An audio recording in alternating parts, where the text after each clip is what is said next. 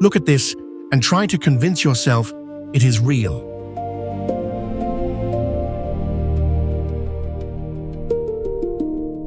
A building shaped like a giant ring standing on open water. A theater of flowing white curves sitting in the snow of northern China like something dropped from another planet.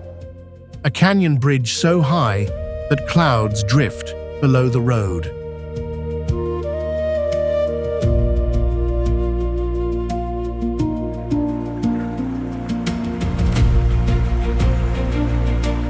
None of this is a rendering. None of it is a movie set. Every one of these places exists right now in China, and you can walk straight into them.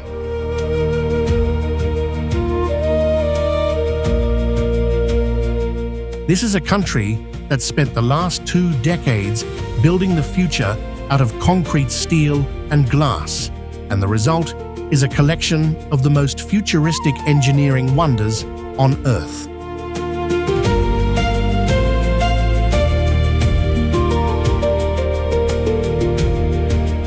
Over the next stretch, we travel from the dry plateaus of the west to the crowded coast of the east, visiting artificial islands, record-breaking bridges, skyscrapers that lie down instead of standing up, and entire cities run by machines.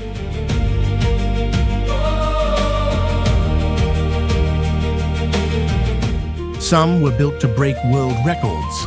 Others were built simply because someone believed they could be.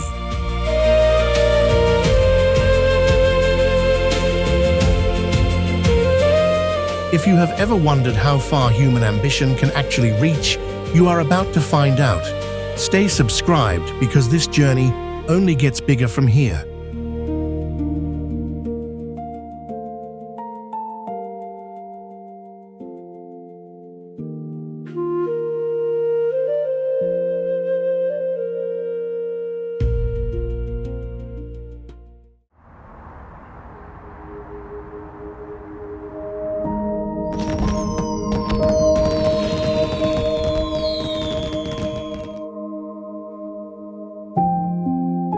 Off the northern coast of Hainan, China, a chain of islands blooms out of the sea in the shape of a giant flower, and every petal of it was made by human hands. This is Ocean Flower Island, the largest artificial archipelago on Earth, spread across roughly 1,977 acres of reclaimed water.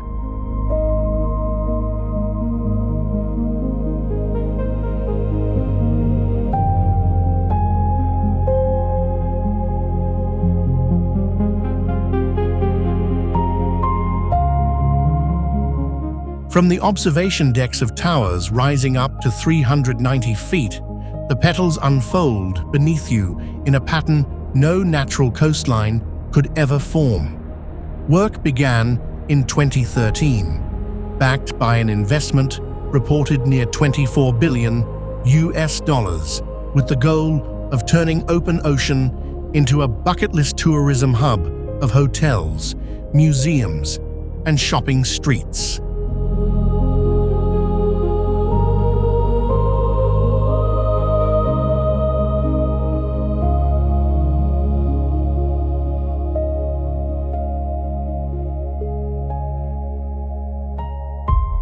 Curved balconies wrap the buildings in glass, throwing shadows that slide across the walls as the sun moves.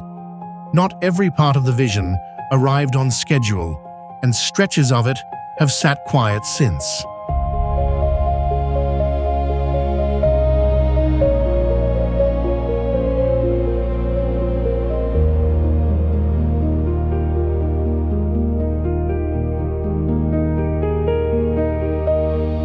Even so, seen from the air, the flower holds its shape against the blue, a reminder that ambition here gets drawn at a scale you can only really read from the sky.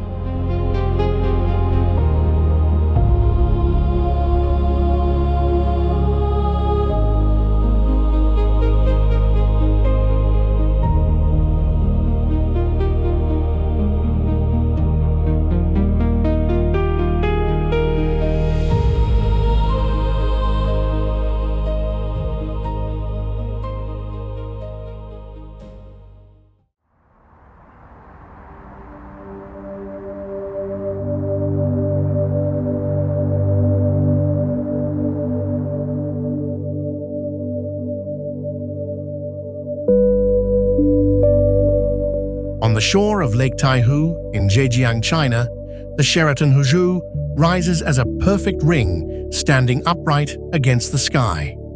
Most towers reach for height. This one curves back on itself, a closed loop that reads more like a portal than a hotel.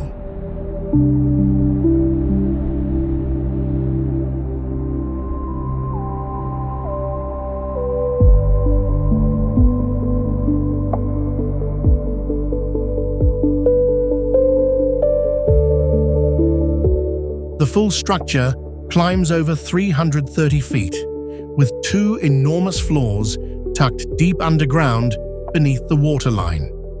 Behind the roughly $1.5 billion price tag sits one simple ambition to build a luxury resort unlike anything else on the planet.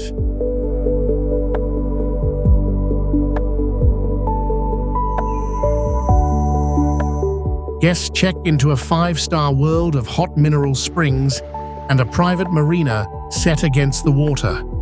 After dark, the ring lights up and doubles in the still lake below, so the loop becomes a full circle of light floating on the surface.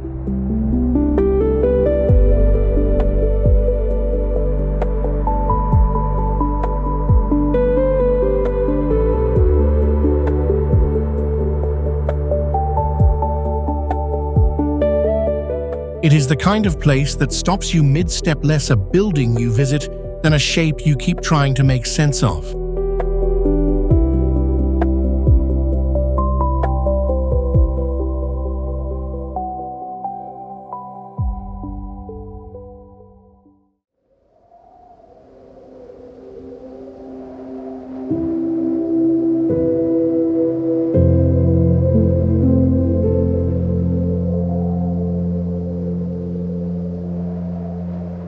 Far up in the frozen north, the Harbin Opera House in Heilongjiang, China, looks sculpted by the wind rather than built by people.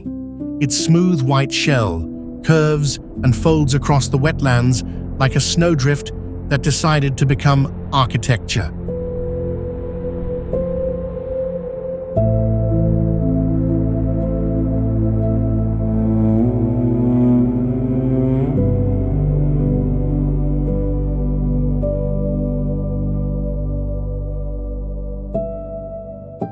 The exterior wraps in more than 30,000 aluminum panels, each one cast to a slightly different shape, so the surface never quite repeats. Step inside, and the walls open into a vast canyon of ashwood, warm and handcrafted, a startling contrast to the cold white skin outdoors.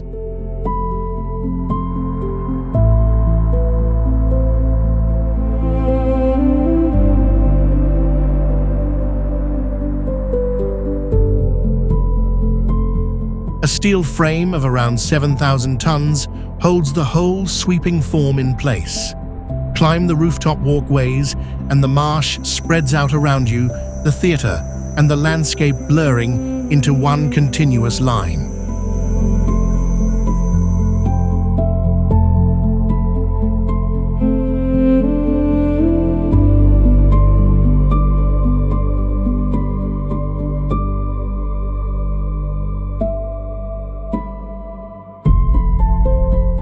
Harbin is a city known worldwide for carving palaces out of ice. This is what happens when that same instinct gets frozen permanently into metal and glass.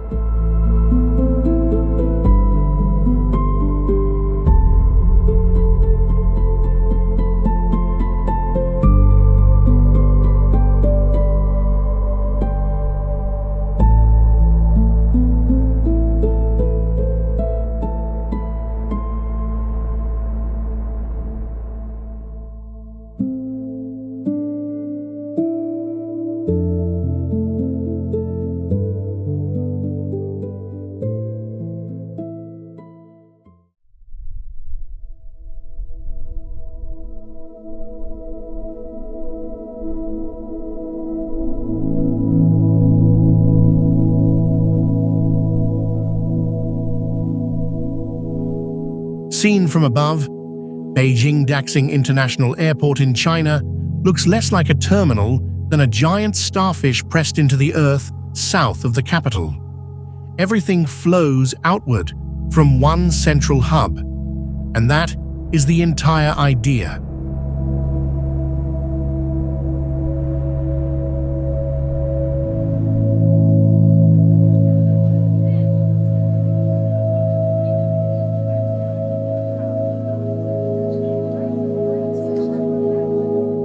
This single terminal covers about 7.5 million square feet, yet the radial layout means no gate sits more than roughly 2,000 feet from the middle. 8 enormous C-shaped columns curve up to carry the steel roof, and between them, the ceiling opens to pour daylight across the halls below.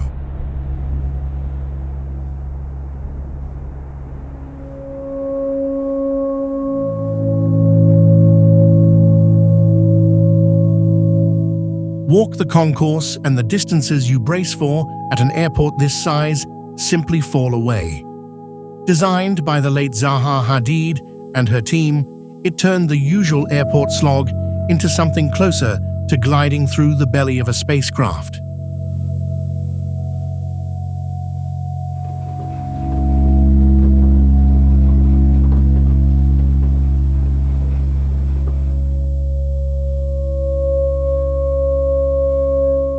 For a place built to move tens of millions of travelers a year, it manages to feel almost weightless.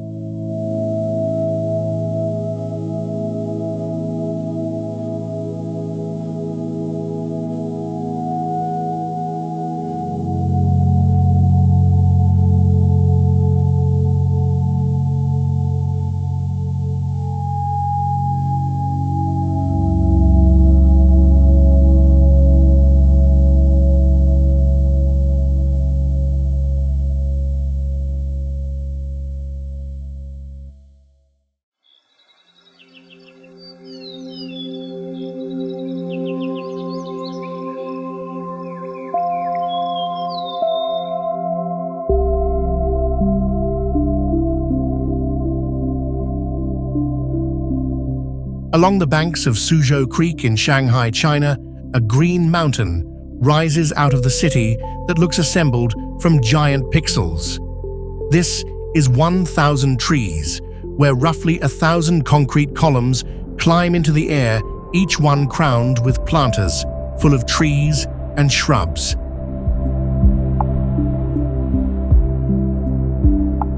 From a distance, the whole structure reads like a hillside that somebody cubed and stacked by hand.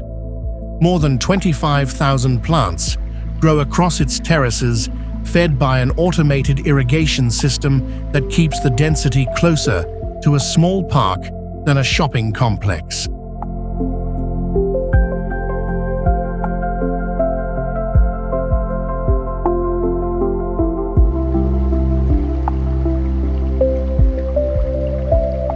The soil and greenery riding on top weigh in the thousands of tons, all held up by that forest of exposed pillars. It ranks among the first places in China to send intelligent robots climbing through the planting to check the health of individual leaves.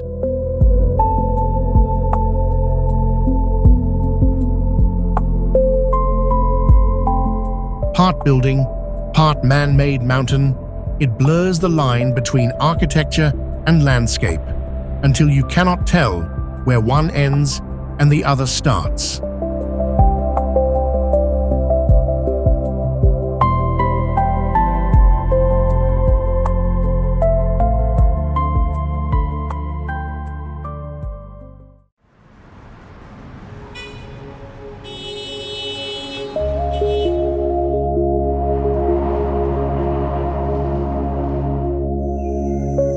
Over in Hubei, China, the Optics Valley suspended SkyTrain hangs from a single rail and glides through the city of Wuhan like something borrowed from a science fiction set.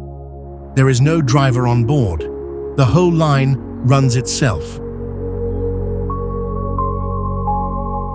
The cars ride about 33 feet up, wrapped in glass that opens a 270-degree view across the rooftops, and the floor beneath your feet is transparent too, so the streets slide by directly below you. Powered by permanent magnet motors, it moves at up to roughly 43 miles an hour without the rattle you expect from a train.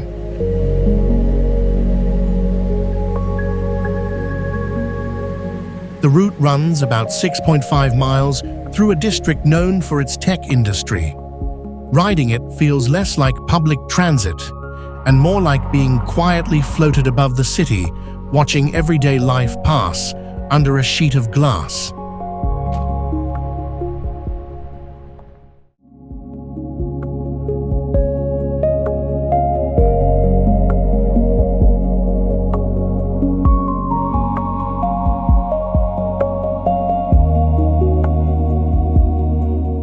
Rising out of Guizhou, China, the Huajiang Canyon Bridge looks like a steel ribbon flung across one of the deepest gorges on the planet. When it opened in the fall of 2025, it took the title of the highest bridge on Earth, and nothing else even comes close.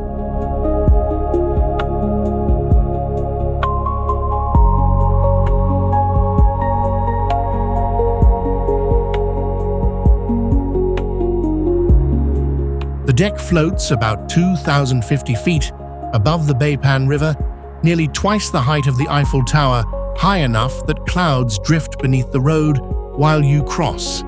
It was the first bridge ever built to clear more than 2,000 feet from deck to water, and its main span reaches over 4,600 feet between two towers anchored into sheer limestone cliffs.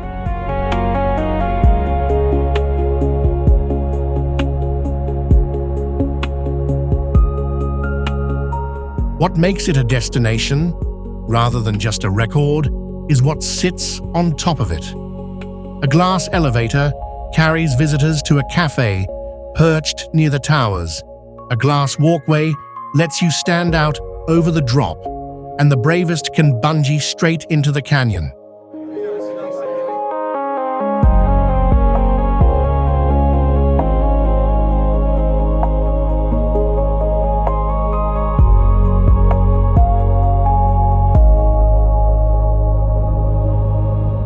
A crossing that once took 2 hours of white-knuckle mountain switchbacks now takes about 2 minutes.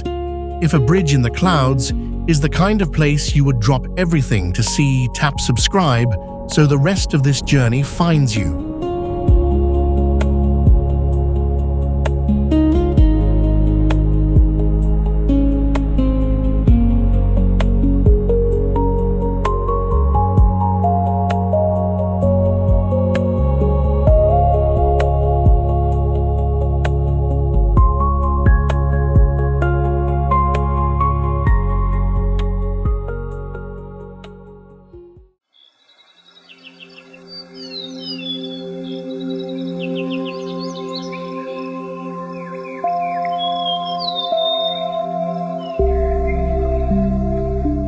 In the Wulingyuan Mountains of Hunan, China, the Beilong elevator climbs the bare face of a vertical cliff, a shaft of glass and steel bolted to the sandstone towers that inspired the floating peaks in Avatar. It holds the record as the tallest outdoor elevator in the world, lifting riders about 1,070 feet in a single climb.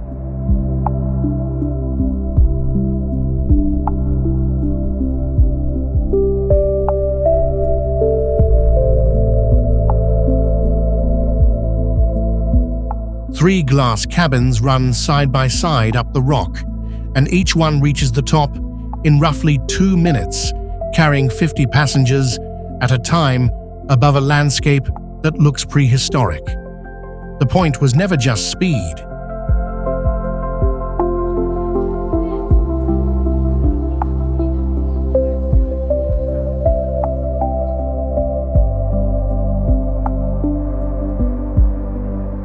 Building the lift meant visitors could reach the summit without cutting new trails across the protected forest below. As the cabin rises, the ancient stone pillars fall away beneath you, and for a few seconds, the line between old wilderness and modern machine disappears completely.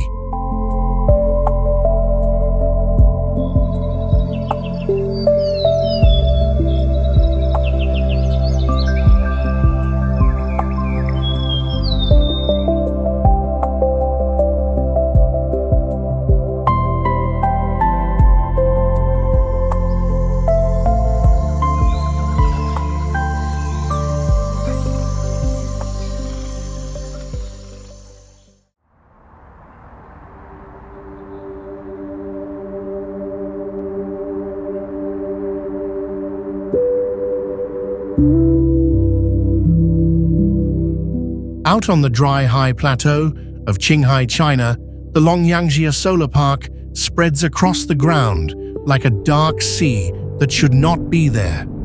Nearly 4 million solar panels cover close to 10 square miles of empty highland, once rated at around 850 megawatts of clean power.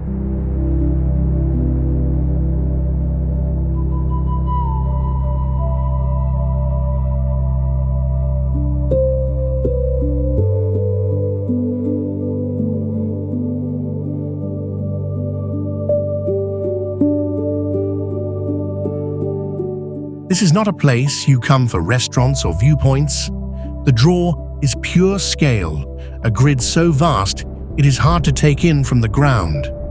From the air, the panels line up into neat dark rectangles, an artificial geometry stamped onto bare earth.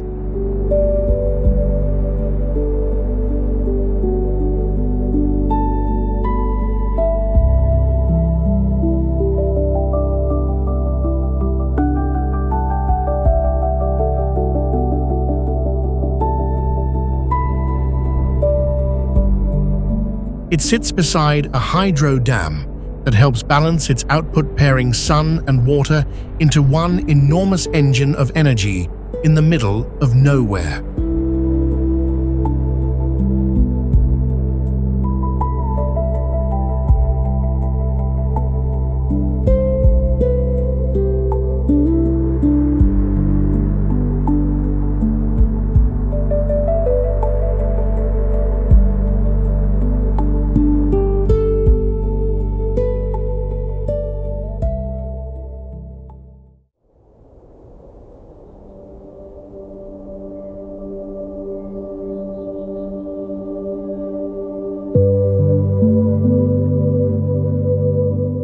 Where the Yangtze meets the Jilin River in Chongqing, China, Raffles City lifts a massive glass crystal sideways and lays it across the tops of its towers.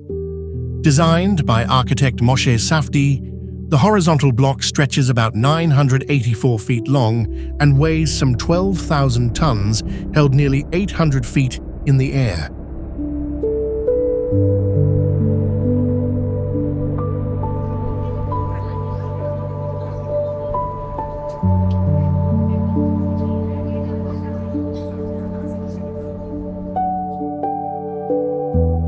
Its skin is a mosaic of roughly 3,000 glass panels and 5,000 aluminum ones, catching the light differently as the day turns.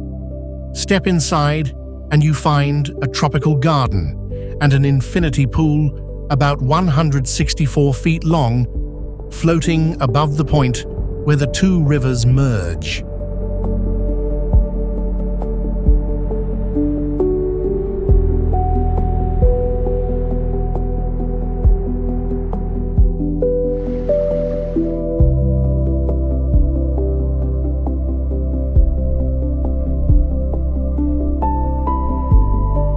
The whole crystal rests on special bearings built to absorb earthquakes, keeping the sideways skyscraper steady at that height. Locals call it the horizontal skyscraper, and standing beneath it, watching a building lie flat in the sky where it should be standing tall, is genuinely disorienting.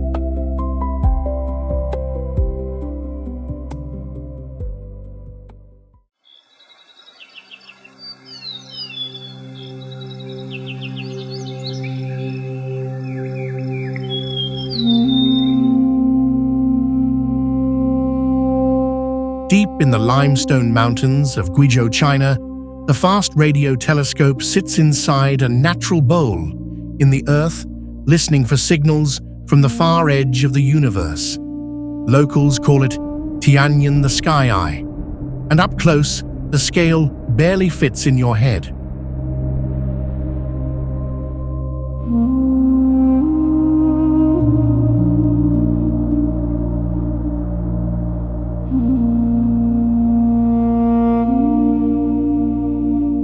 The dish is stitched together from 4,450 aluminum panels that flex and shift in real time to aim at different corners of the sky.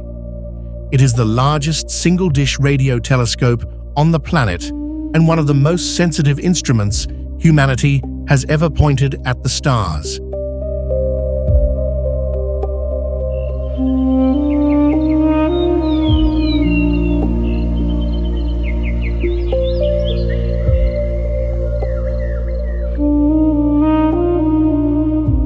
To catch whispers that faint, it needs total quiet, so a radio silence zone about 3 miles across surrounds it, roughly twice the size of Central Park. No phones, no engines, nothing but the cosmos.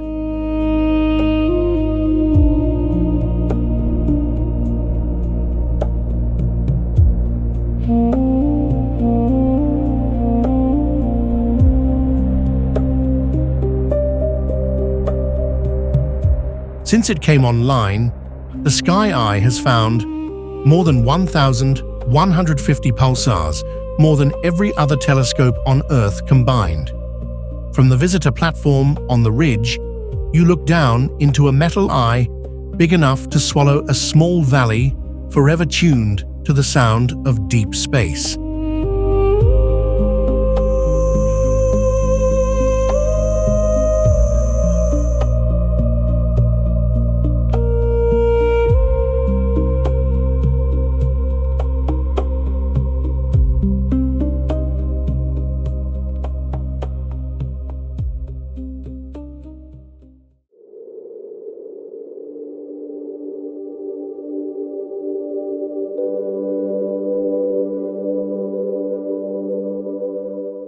In the heart of Macau, China, the Morpheus Hotel looks less built than poured a fluid sculpture with holes carved clean through its body. It was one of the last designs from the late architect Zaha Hadid, and it shows.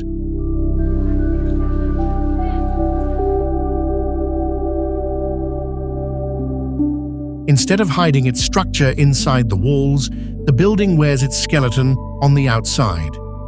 About 28,000 tons of steel, roughly the weight of 4 Eiffel Towers, form a web across the facade, which means the interior needs no ordinary support columns at all.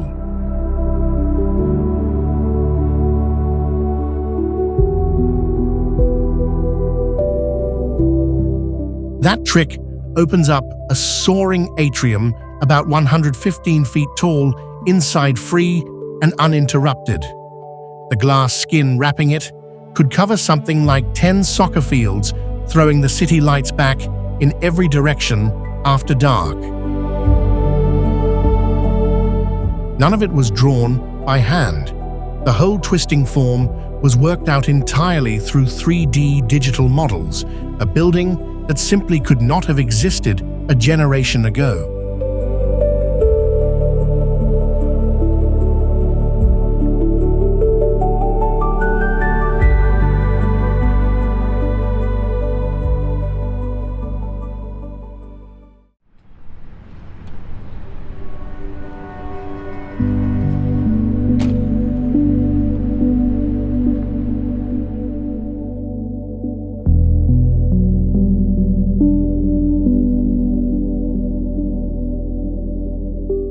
The Shanghai Maglev in China is the fastest commercial train of its kind anywhere, and riding it feels a little like cheating physics. Magnets lift the entire train about 0.4 inches clear of the track, so it never actually touches the rail it runs on.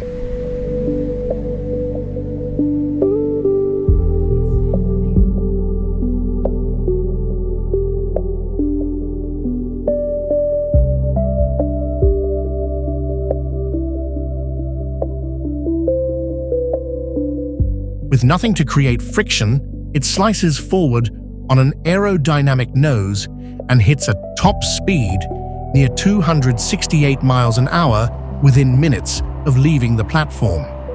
The ride is eerily smooth and almost silent.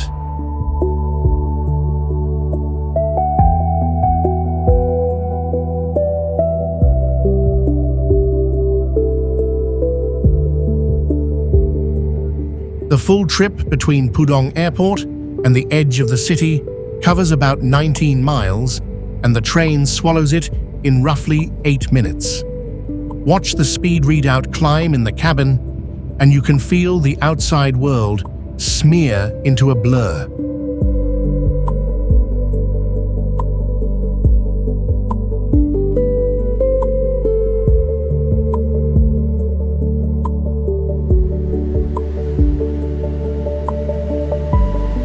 Built on deep, heavy foundations to hold that speed steady, it stands as one of the clearest glimpses of what everyday travel might one day feel like.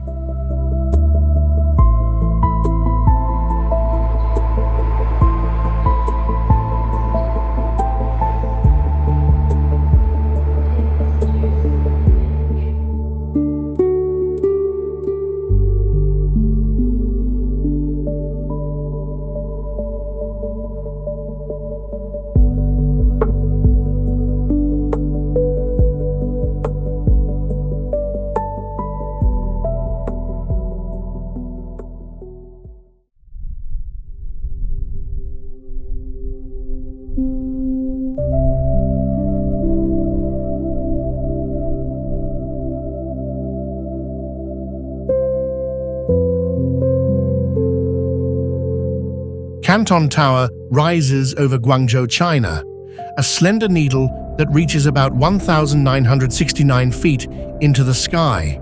From a distance, it barely looks solid, more like a twist of silk pulled tight between the ground and the clouds.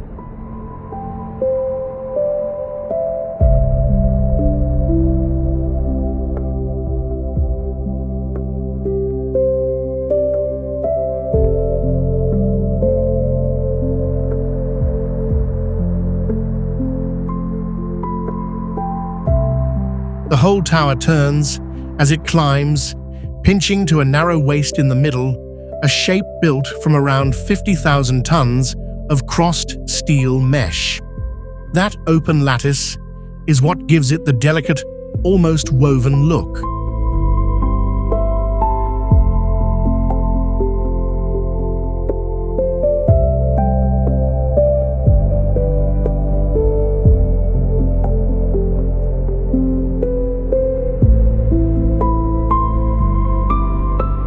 Near the 1,493-foot mark, a ring of glass cabins circles the top, carrying visitors around the tower with the city laid out far below. Thousands of programmable lights run up the frame, turning the whole structure into a shifting column of color once night falls.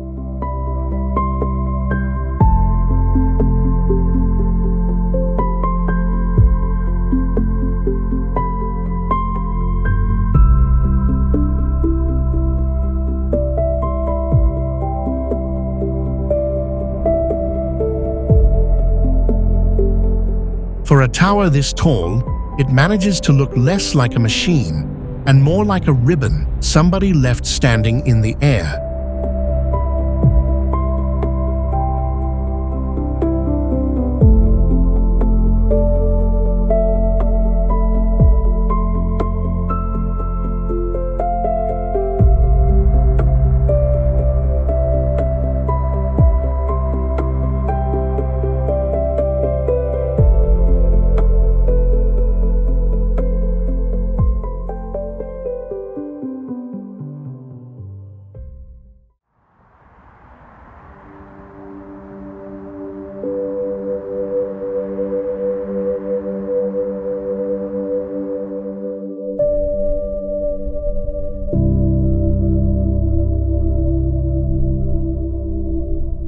Strung across the Dahang Canyon in Hunan, China, the Aizhai Bridge does something almost no other bridge does.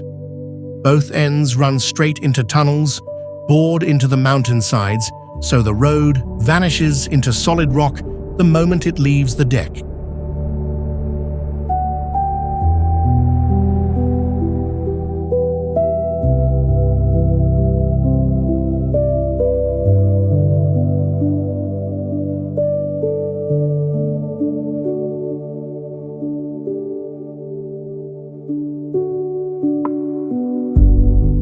That makes it the longest tunnel-to-tunnel bridge in the world.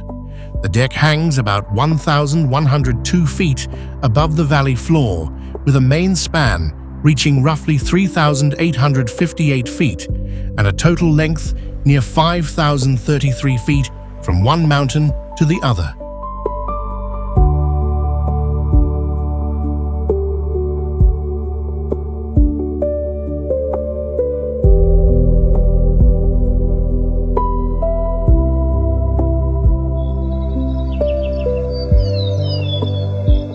Getting it built took a different kind of thinking, since there was barely any flat ground to work from on either side.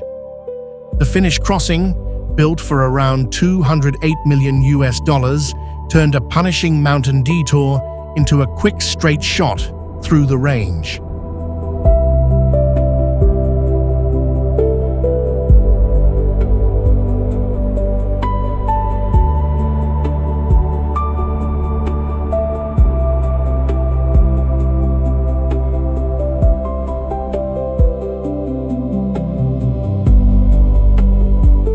Stand at one of the viewpoints nearby, and the sense of scale plays tricks on you, the cars overhead shrinking to specks against a gap in the earth this deep.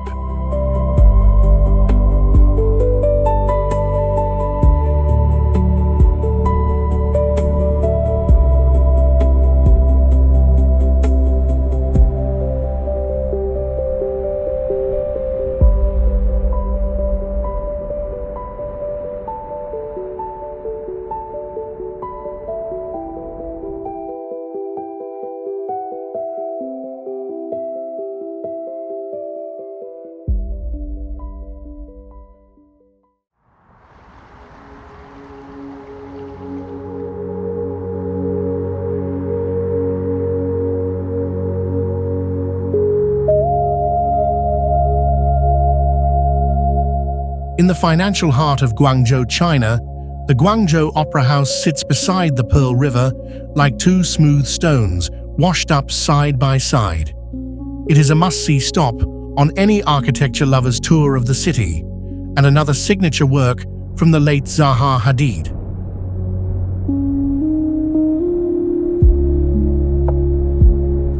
The design borrows its shape from pebbles, worn round by water over the ages, and the curves seem to lean and flow as if gravity were only a suggestion.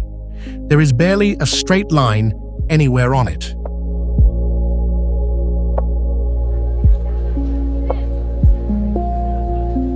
Inside, the cultural complex spreads across more than 750,000 square feet of performance halls and public space in one of the busiest districts in southern China. The larger pebble holds a grand theater, the smaller one a more intimate hall.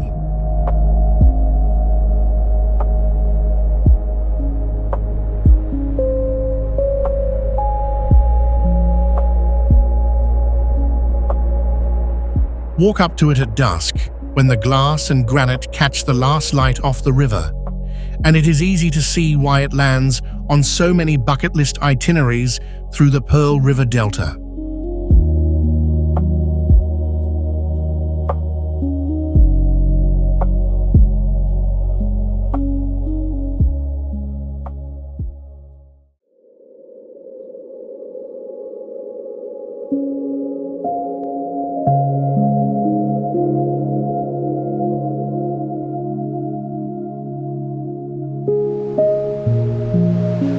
Stretched across the Yangtze River in Hubei, China, the Three Gorges Dam is one of the largest engineering wonders people have ever built, and standing at its base is a lesson in scale.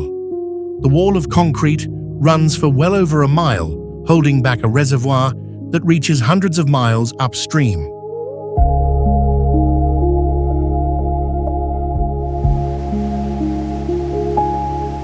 Building it swallowed around 36 million cubic yards of concrete, enough to bury whole cities, along with roughly 1 billion pounds of steel. It generates about 22,500 megawatts of clean power, the highest capacity of any hydroelectric plant on Earth.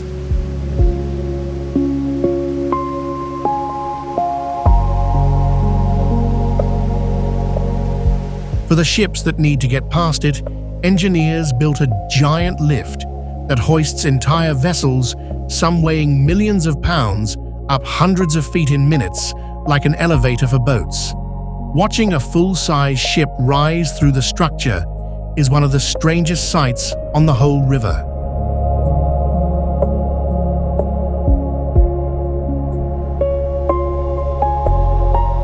Here is the detail that stops people cold. So much water sits piled in the reservoir behind it that scientists have measured a tiny change in the way the entire planet spins, a single dam nudging the rotation of the world.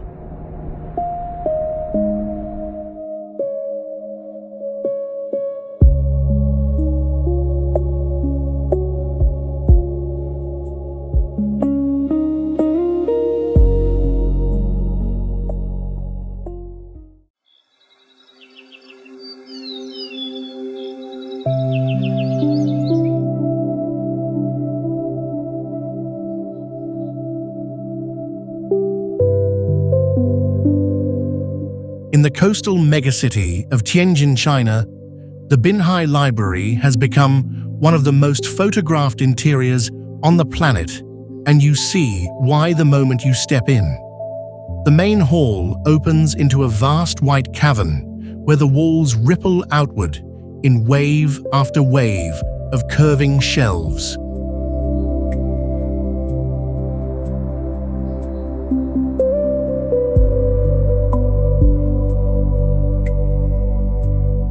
At the center sits a huge glowing sphere, an auditorium that reads like a giant eye, which is exactly why locals nicknamed the whole place the Eye. The terrace shelves flow up and over it from floor to ceiling. Look closely though, and there is a twist. The highest shelves are printed images rather than real books, since no one could safely reach that far up, so the endless sea of knowledge is partly an illusion. Even so, across its 6 floors and roughly 360,000 square feet, the library holds a serious collection with room for well over 1 million volumes. It is a must-see for anyone touring China's new wave of futuristic public buildings.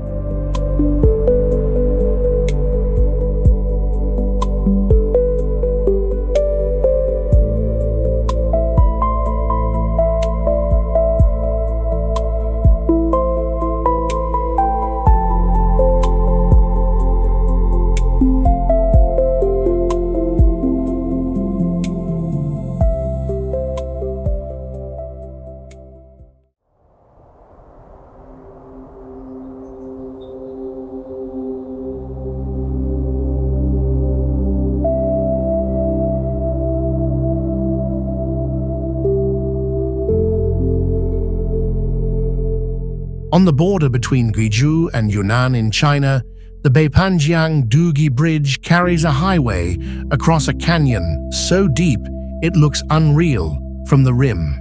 Its deck hangs about 1,854 feet above the river below.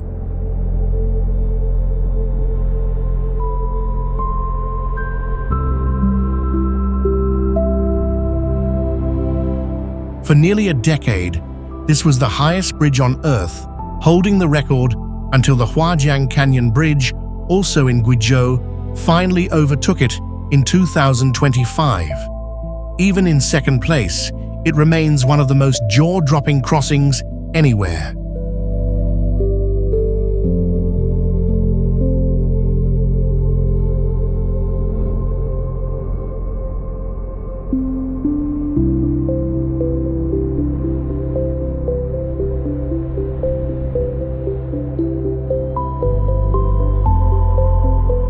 To string the first cables across the gorge, engineers flew drones over the void to carry the pilot lines, then wired the finished span with sensors that watch its every movement.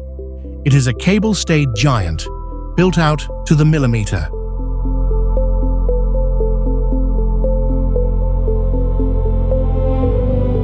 The payoff is human as much as technical. A trip that once meant 5 hours grinding around the mountains now takes about 90 minutes, and the drive itself feels like sailing straight through open sky.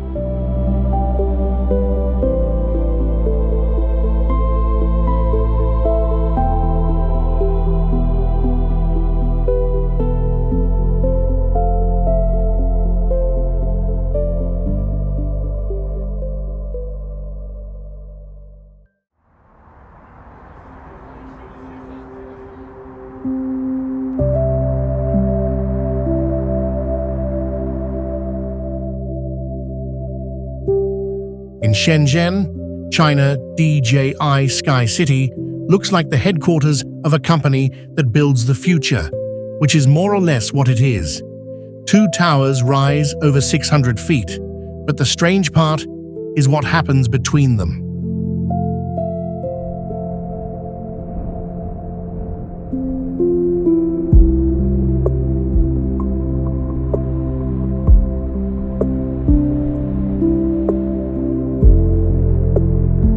Huge blocks of the building hang out into open air, cantilevered off the cores and held by cables, so whole floors appear to float with nothing beneath them. The steel frame is engineered to wipe out interior columns, leaving wide, uninterrupted views.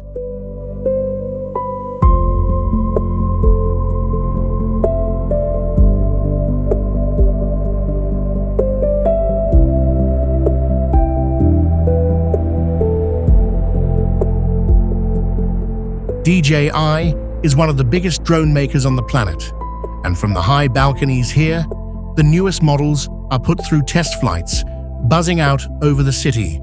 This is a working building, not a museum.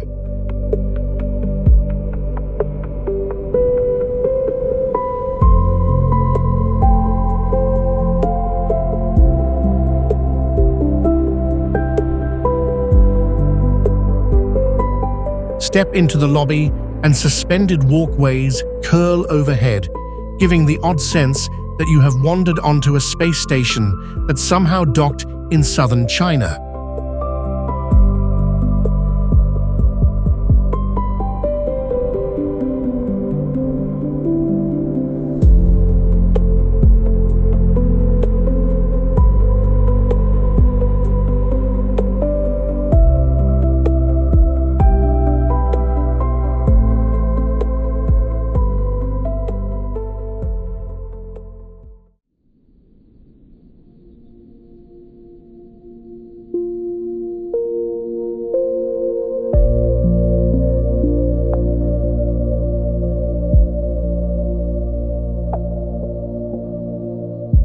Rising over the Lujiazui skyline in Shanghai, China, the Shanghai Tower stretches about 2,073 feet into the air, the tallest building in the whole country and the second tallest on Earth. From street level, you have to tip your head all the way back just to find the top.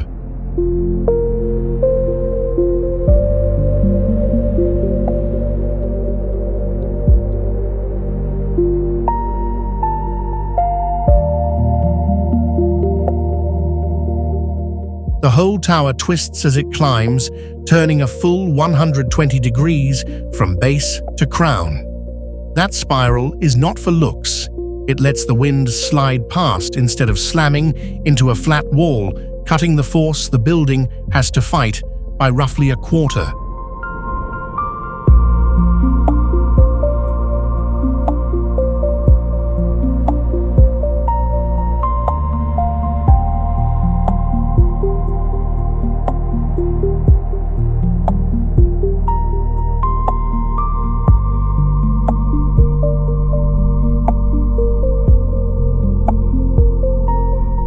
A second skin of glass, wraps the entire structure, and the gap between the two layers forms 9 sky gardens stacked up its height like vertical parks that keep it warm in winter and cool in summer. Near the top, some of the fastest elevators in the world haul visitors toward the observation deck in well under a minute.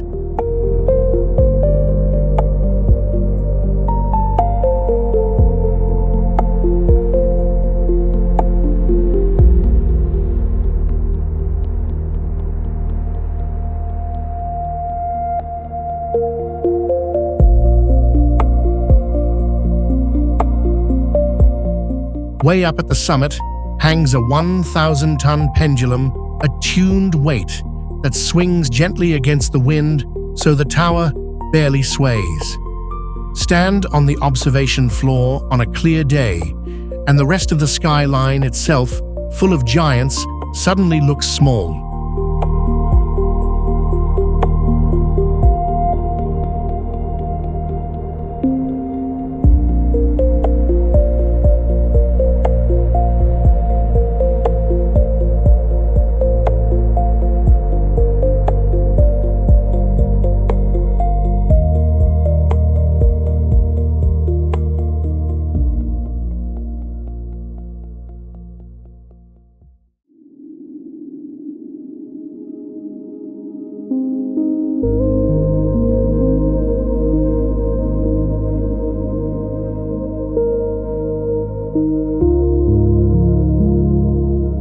In the mountains of Hubei, China, the Siduhe Bridge crosses a gorge so vast that the river at the bottom shrinks to a thin silver thread.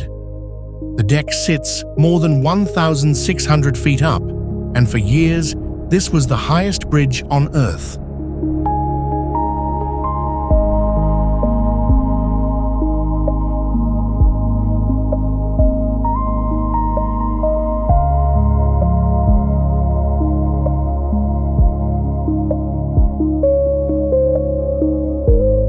The challenge here was not the height so much as the gap. The canyon was too wide and too deep to string a cable across by any normal means, and a hanging line would simply fall into the void.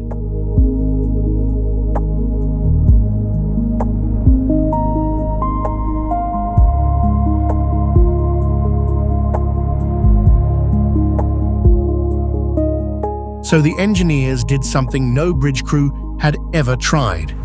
They loaded the first pilot line onto a rocket and fired it clear across the canyon to the far cliff, threading the whole bridge from a single shot through open air.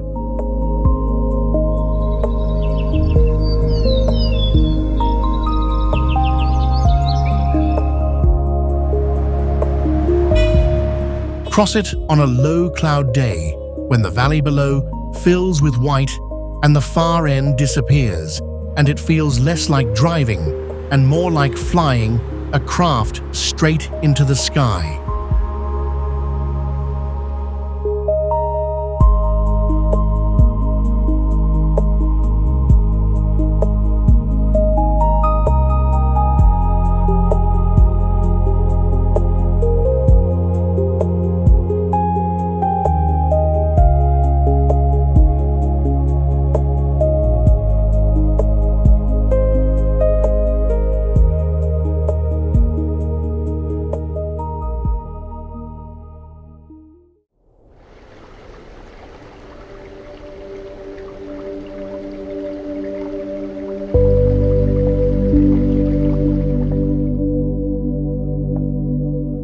In the center of Beijing, China, the National Center for the Performing Arts sits in the middle of an artificial lake, like a giant titanium egg, half sunk in water. Most people just call it the egg, and the nickname fits.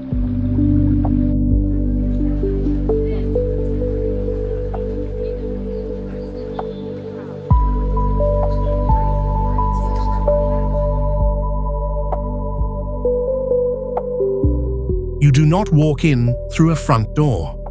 Instead, the entrance runs underneath the lake, so visitors pass beneath the water itself before rising into the halls, turning arrival into part of the show.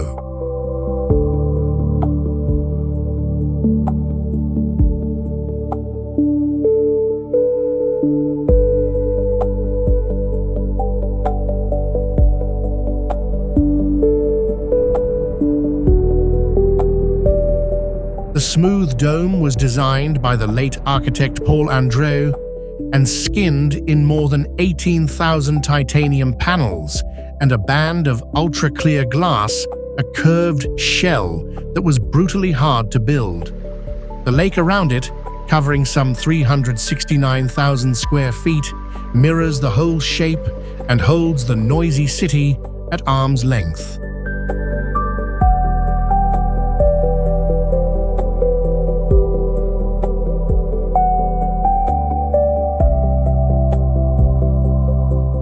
What you see is only the tip of it. Around 60% of the complex lies hidden underground, so the glowing dome on the water is really just the lid on something far larger below.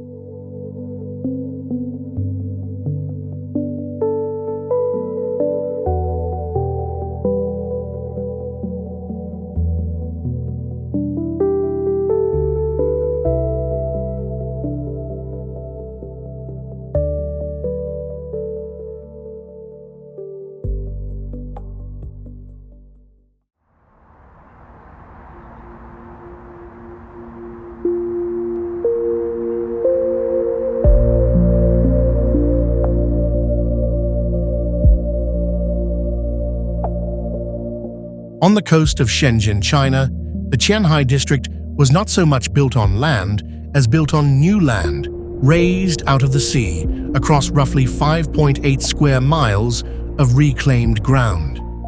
A generation ago, this was open water.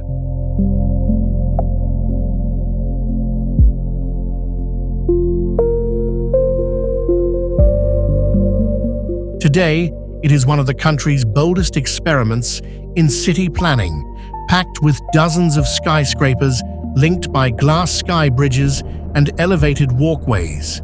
To keep the streets calm and green, the planners pushed the car traffic underground entirely. 5 wide canals cut inland from the coast, carrying seawater into the middle of the district, so the whole place is threaded with water. It reads like a designer's sketch of the future, somehow poured full size into concrete.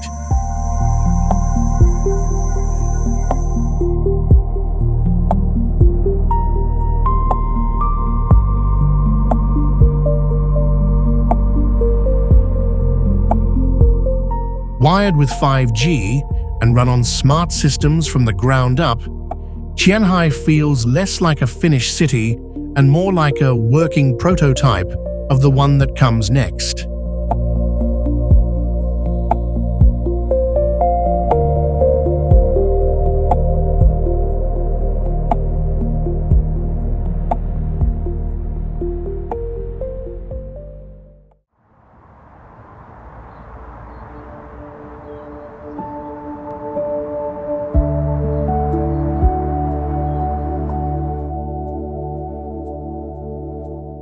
Out in Jinzhou Bay, off Liaoning, China, an entire airport is rising from the open sea on an island that did not exist a few years ago. Dalian Offshore Airport is being built on roughly 8 square miles of man-made land, the largest artificial island airport on the planet.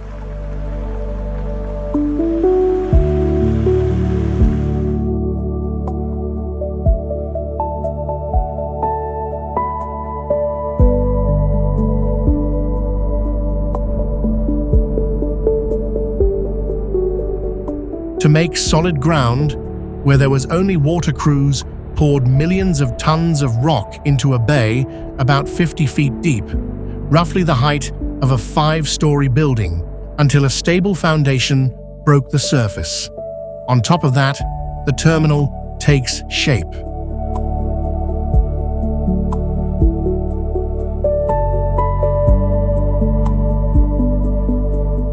From above, the grey runways stretch out across the bright blue water, like stiff ribbons laid over the waves. There is no natural coastline here at all. Every edge was drawn by engineers.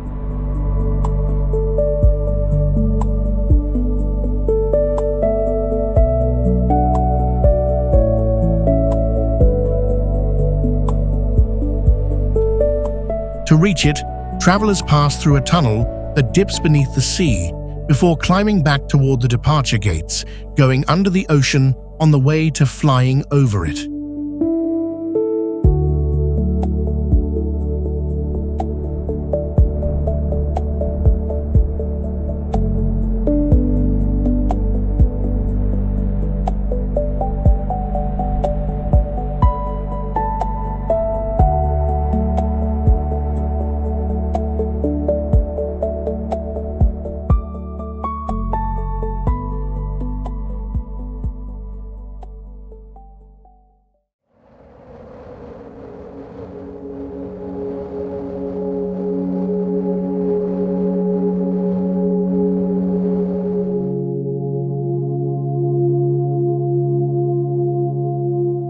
In Changsha, Hunan, China, the Mexihu International Culture and Arts Center stands out the instant you see it all white curves, where you expect a plain box of a theater. It is another futuristic work from Zaha Hadid architects, and it looks like it flowed into place rather than being built.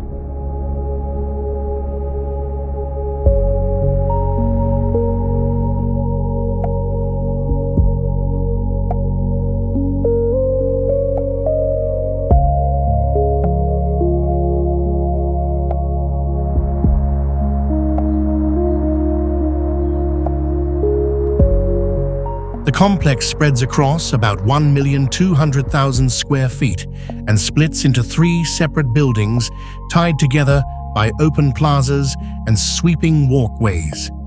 Curved roofs, broad sheets of glass, long unbroken white lines running down to the water.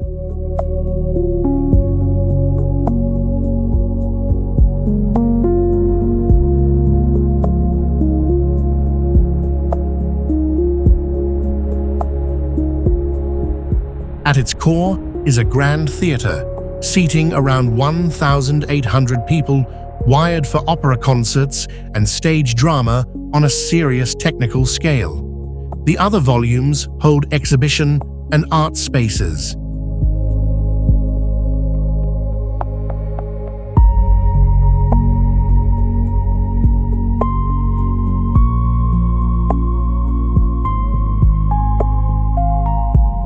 Seen from above, it reads as 3 swelling shapes pushing outward, nothing like the shoebox theaters most cities settle for. It has quietly become a must-see landmark on the Changsha skyline.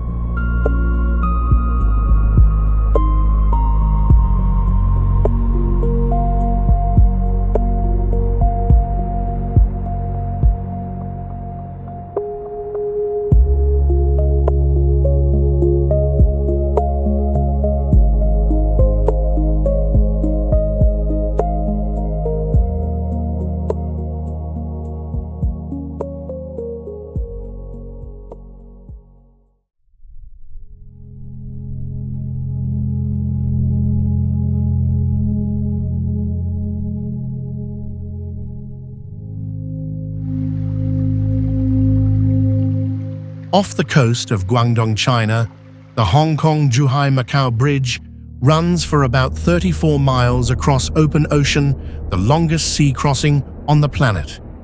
It links 3 cities that the water had always kept apart.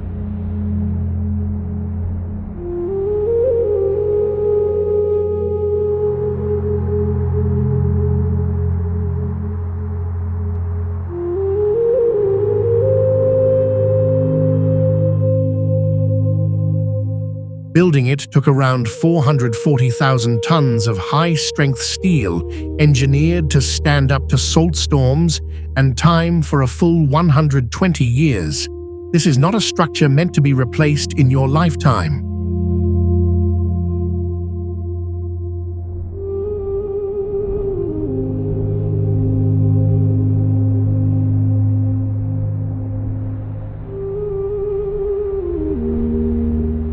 clever part is what happens in the middle, so that giant cargo ships can still pass overhead. Part of the crossing dives into a tunnel about 130 feet below the sea, then surfaces again on the far side. Two artificial islands raised out of open water mark the points where road becomes tunnel.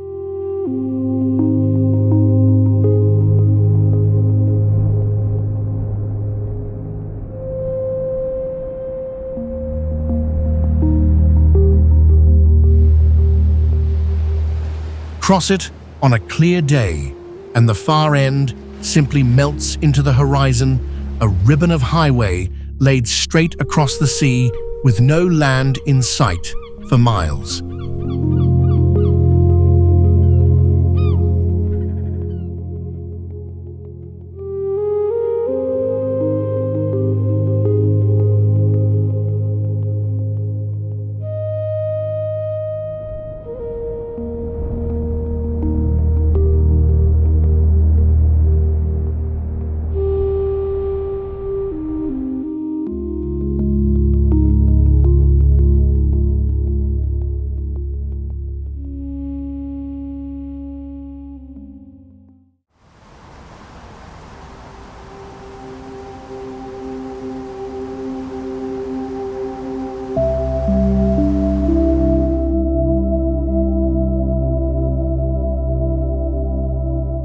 On the Jinsha River in Yunnan, China, the Baihetan hydropower station holds back the water behind a curved concrete wall that dwarfs almost anything near it. The dam rises about 950 feet taller than the Statue of Liberty and level with an 80-story tower.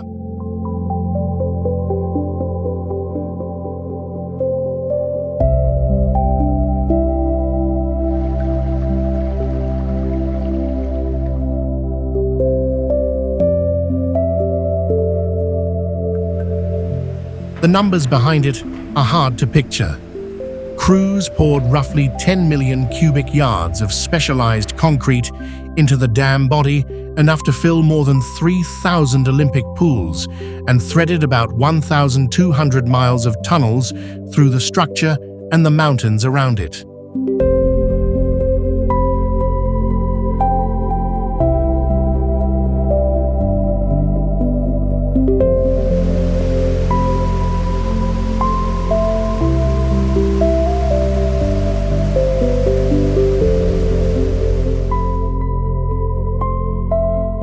Inside, an elevator climbs a shaft taller than the Eiffel Tower, running from the crest down to the riverbed. It is a building you take a lift through, not up.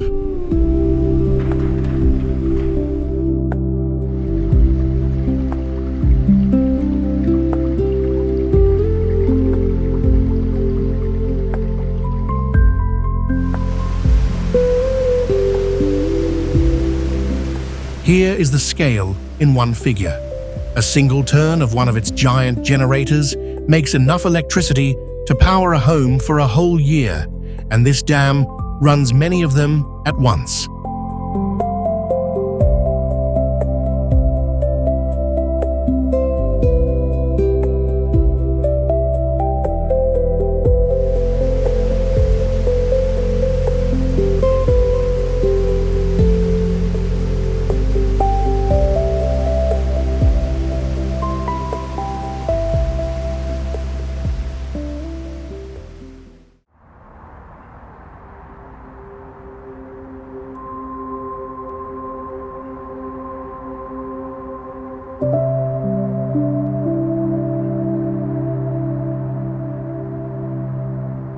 In Beijing, China, Zhongguancun is often called the country's answer to Silicon Valley, and the comparison is not a stretch. The science park sprawls across tens of thousands of acres and is home to dozens of billion-dollar startups.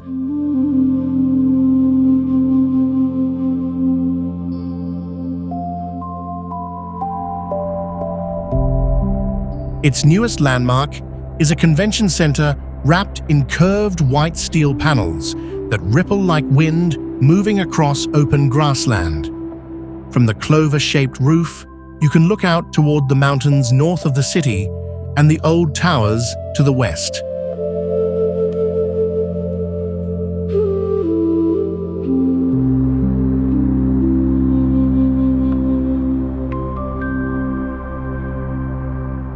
What sets the district apart is not the buildings so much as what happens inside them. Hundreds of artificial intelligence companies cluster here, running a huge share of the capital's computing power.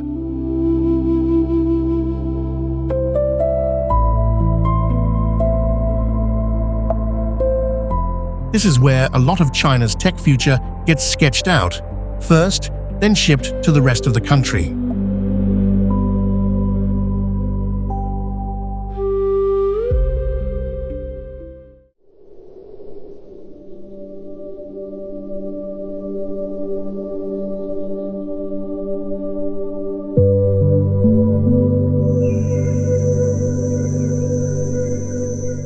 In Shenzhen, China, the Ping'an Finance Center rises like a silver blade, driven straight up out of the city, one of the tallest towers in the country. Its high-speed elevators reach the 116th floor in about 55 seconds quicker than it takes to brew a cup of tea.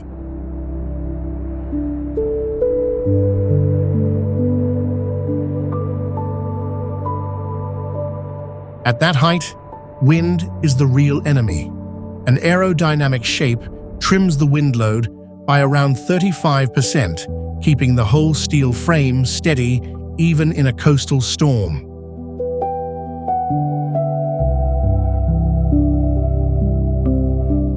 Real enemy.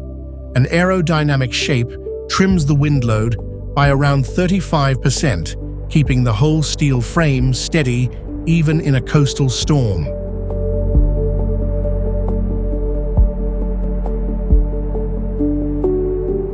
The tower is sheathed in roughly 1,700 tons of stainless steel, one of the largest metal facades ever built, and it is engineered to hold its shine for a century without a fresh coat of paint.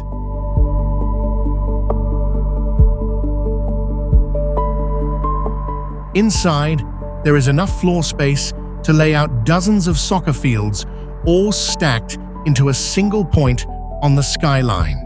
From the observation deck near the top, Shenzhen spreads out like a circuit board.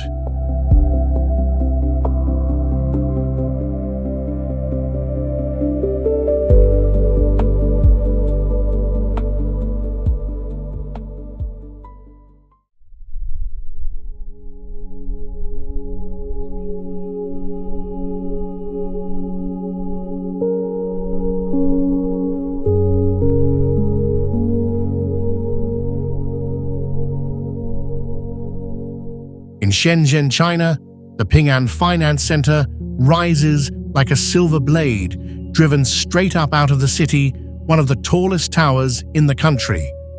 Its high-speed elevators reach the 116th floor in about 55 seconds quicker than it takes to brew a cup of tea.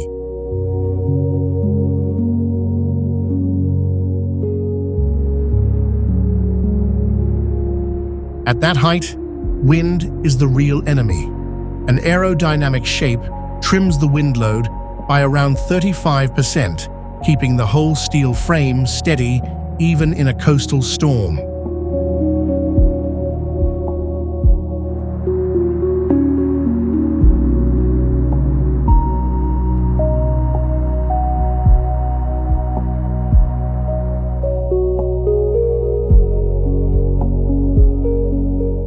The tower is sheathed in roughly 1,700 tons of stainless steel, one of the largest metal facades ever built, and it is engineered to hold its shine for a century without a fresh coat of paint.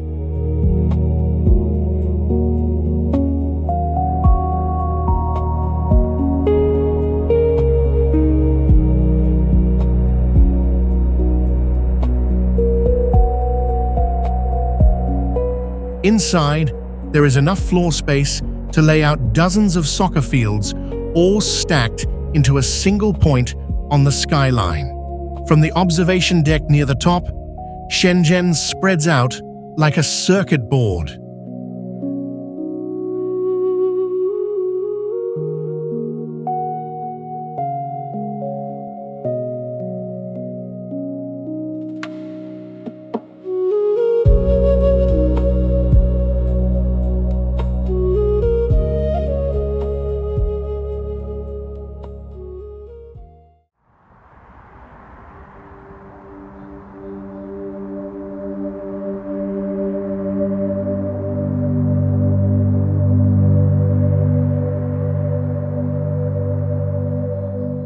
Out in the karst country of Guizhou, China, the Pingtang Bridge threads a highway between limestone peaks on some of the tallest bridge towers ever raised. The main concrete tower climbs about 1,089 feet taller than the Eiffel Tower, the highest bridge tower on the planet.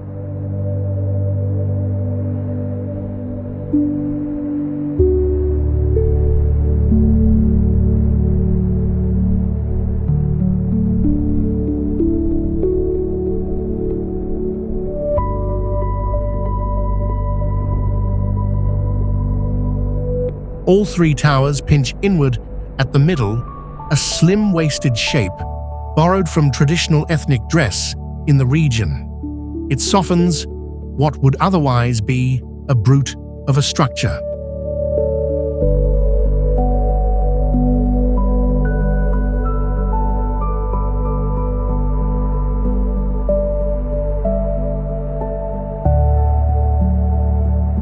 The full crossing runs about 7,005 feet, a cable-stayed span strung between deep cliffs. The road itself floats around 1,020 feet above the river below.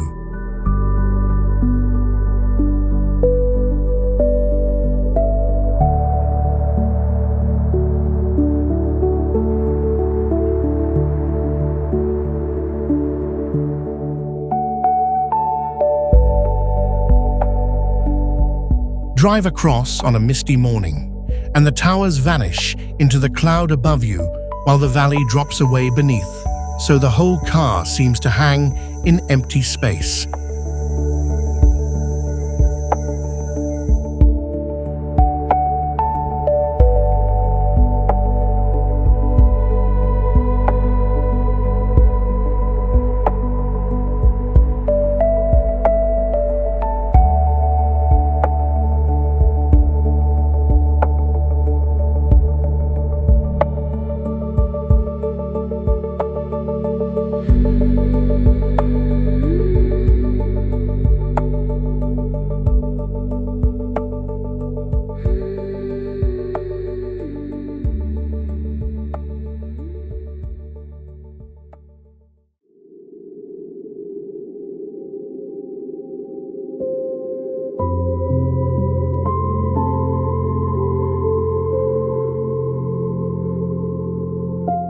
Far offshore from Shanghai, China, the Yangshan deepwater port runs like one enormous machine at the edge of the sea, feeding a huge share of the world's shipping. It sits on islands out in open water, reached by the Donghai Bridge, a causeway stretching about 21 miles from the mainland.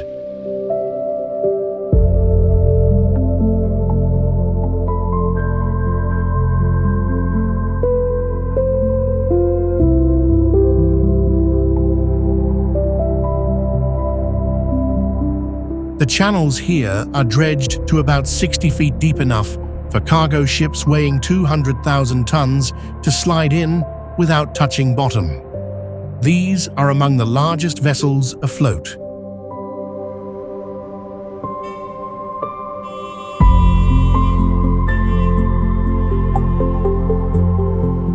Stand at the terminal and the containers stretch to the horizon, millions of them stacked into vast metal mazes in every color. The most striking part is how few people you see.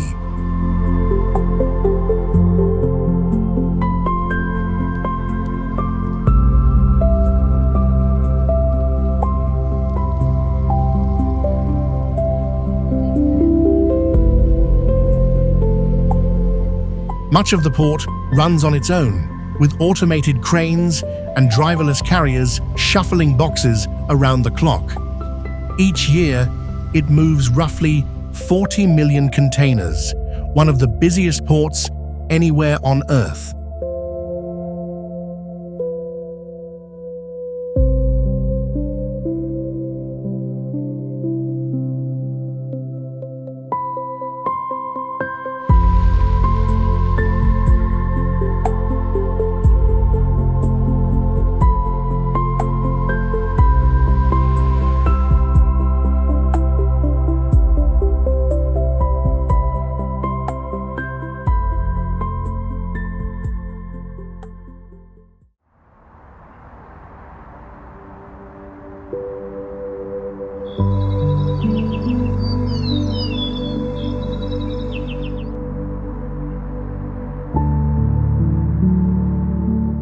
In Shenzhen, China, the Vanke Center breaks the first rule of skyscrapers. In Shenzhen, China, the Vanke Center breaks the first rule of skyscrapers. Instead of standing up, it lies down, a huge building, stretched out sideways and lifted off the ground on support.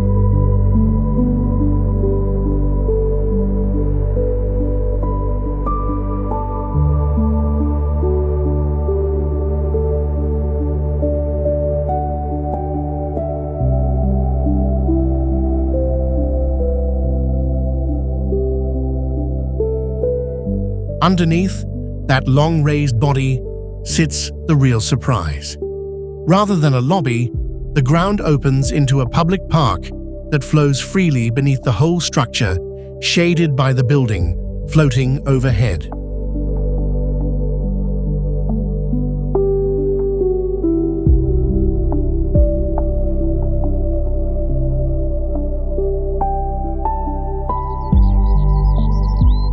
Inside its roughly 1.3 million square feet, you will find offices, a hotel, apartments, and conference space all folded into one long form.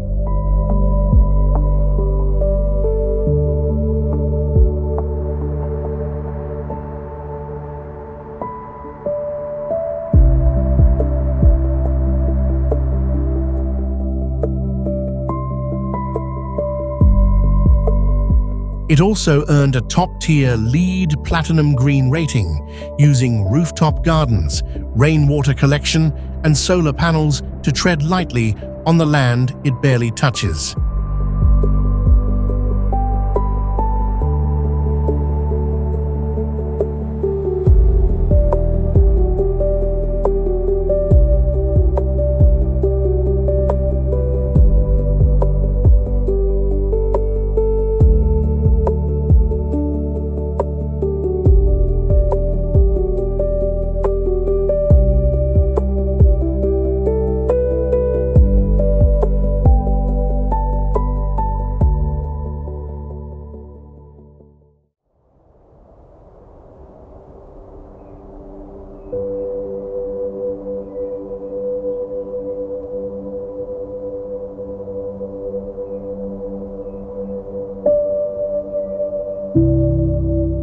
In Hangzhou, Zhejiang, China, Future Sci-Tech City is a whole district built as a kind of test run for tomorrow, spread across roughly 50 square miles on the western edge of the city. It was designed from scratch around technology rather than having it added later.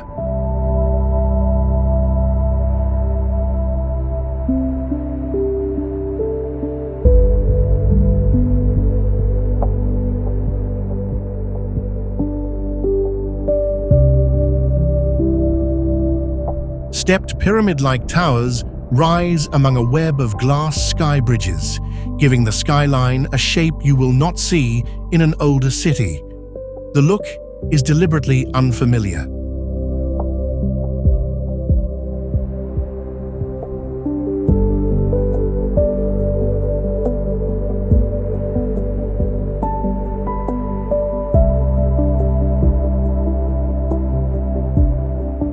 Down at street level, autonomous robots trundle along the sidewalks, handling deliveries and errands without anyone steering them. Hundreds of thousands of tech workers fill the green offices around them.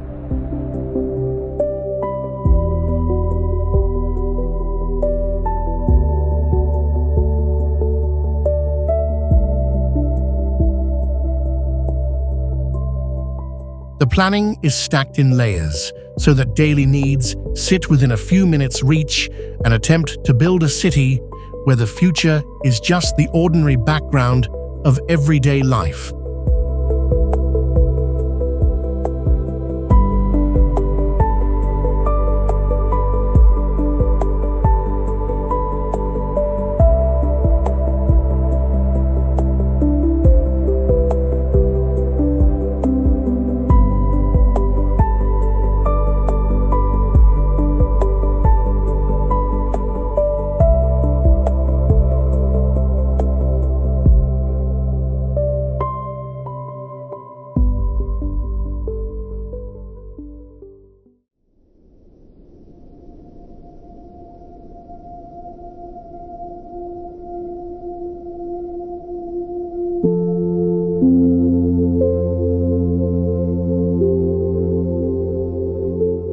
In the middle of Beijing, China, the CCTV headquarters looks like a skyscraper bent into a loop and frozen halfway through the fold.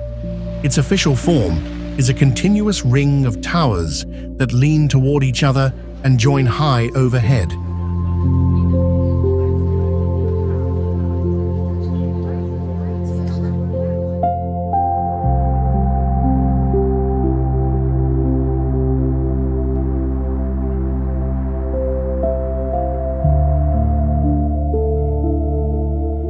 It came from the minds of architects Rem Koolhaas and Ola Sheeran, who set out to build a tower that did more than stand there. Two leaning legs climb from the ground, then meet in a massive cantilever that hangs out over the street far below.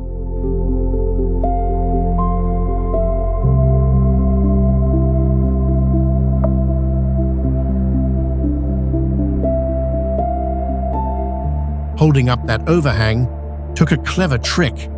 A web of diagonal steel braces runs across the glass skin, carrying the weight of the suspended section down to the ground and leaving the surface with a shimmering cross-hatched pattern. That same bracing helps the whole loop ride out powerful earthquakes. Up close, the building reads like a giant crystal folded into the heart of the capital.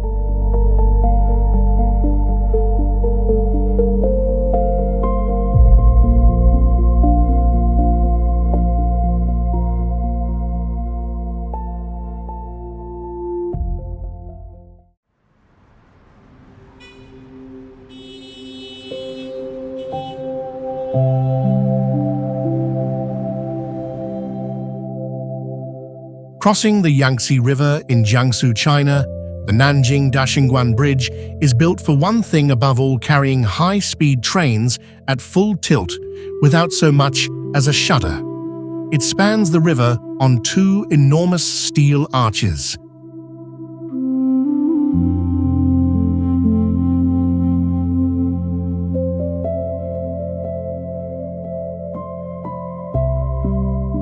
The main structure runs about 5,298 feet long, with each arch reaching some 1,102 feet across the water. It was engineered to shoulder one of the heaviest rail loads any bridge on Earth has ever been rated for.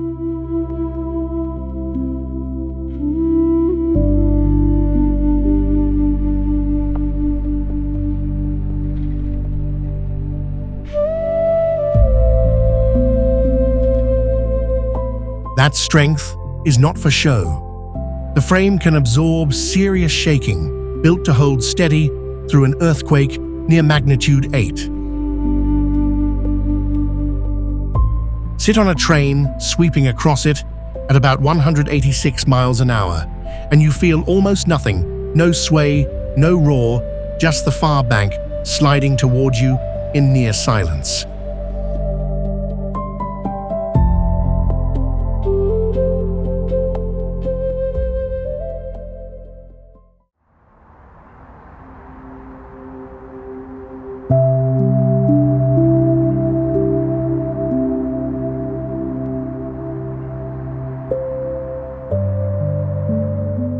On the coast of Tianjin, China, the National Maritime Museum was the country's first museum, built entirely around the sea, opening its doors in 2019. From above it, looks less like a building than a set of long fingers reaching out toward the water.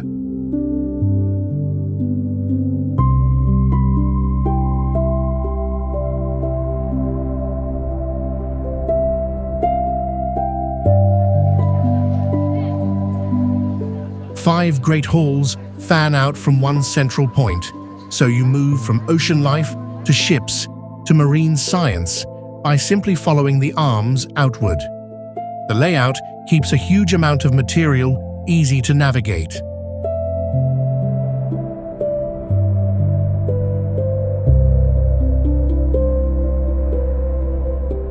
All told, the complex covers around 861,000 square feet, with roughly half of that given over to exhibits alone. There is room here for full-size ships, models, maps, and deep-sea displays.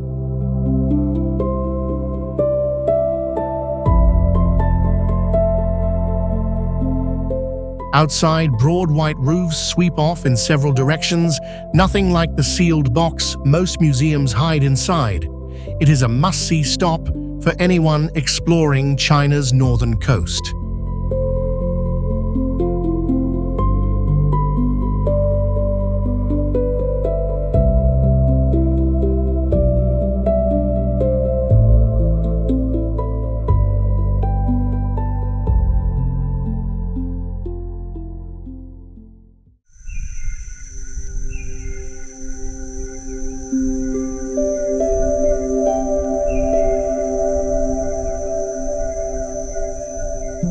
Deep in the steep mountains of Yunnan, China, the Ziluodu Dam clamps across the Jinsha River like a giant concrete gate wedged into a narrow valley.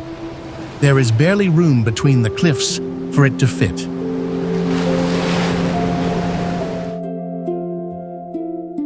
Its wall curves in two directions, at once a double-arched shape that channels the crushing weight of the water straight into the solid rock on either side. The mountains themselves help hold the river back.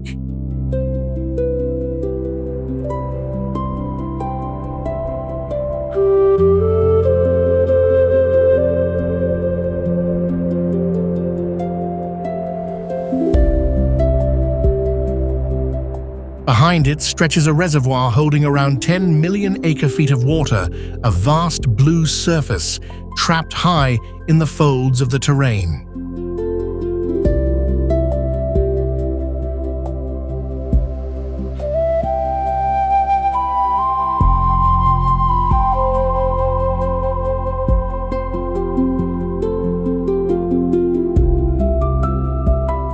The strangest part is what you cannot see. Its two main power halls are buried inside the mountainsides, hidden in the rock, so the real scale of the place stays out of sight underground.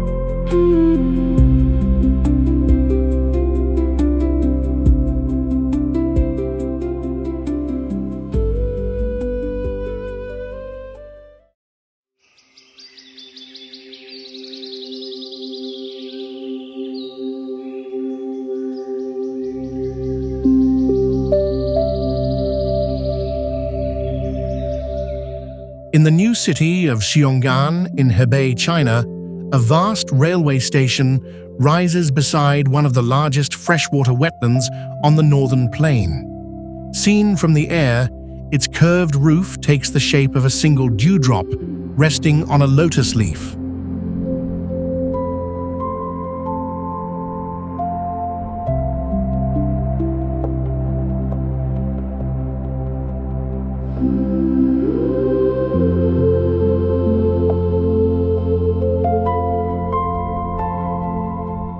That roof does more than look good. It is packed with solar panels across more than 452,000 square feet, so the station generates a real share of its own power straight from the sun.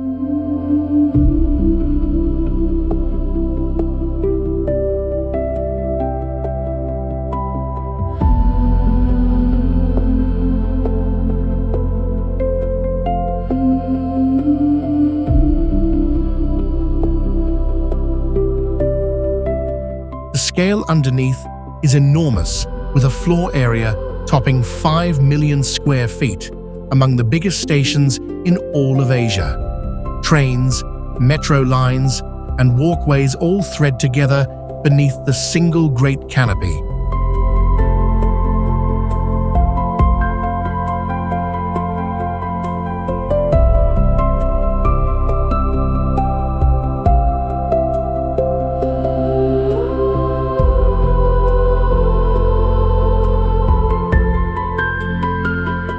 Smart systems run quietly through the building, managing airflow and cleaning the air in every corner. It feels less like a station you pass through, and more like a living machine you step inside.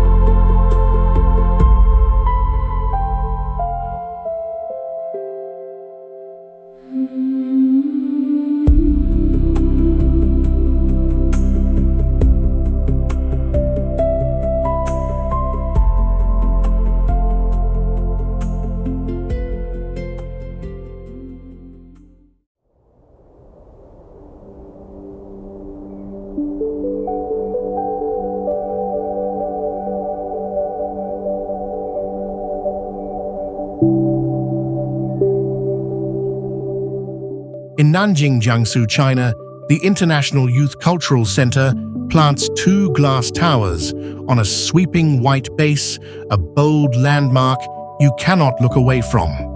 It is another Zaha Hadid design, and the signature curves are everywhere.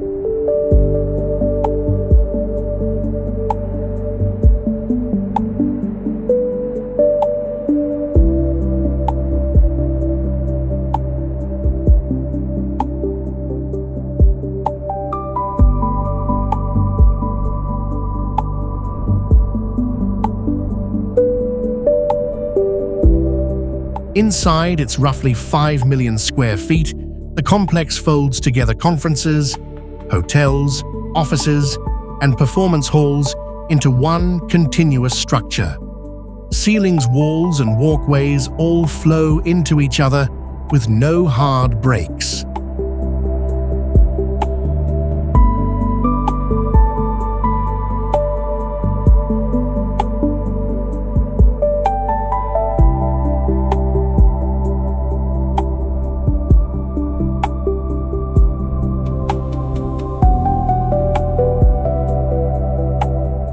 The white base spreads out beneath the towers, dotted with openings that make it read like an artificial landscape dropped into the middle of the city.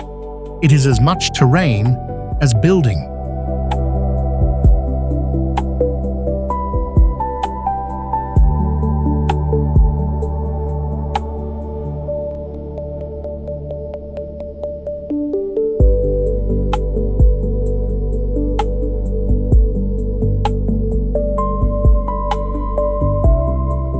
Look closely, and one section leans outward about 7 degrees, a subtle tilt that makes the towers feel even taller than they already are as you crane your neck upward.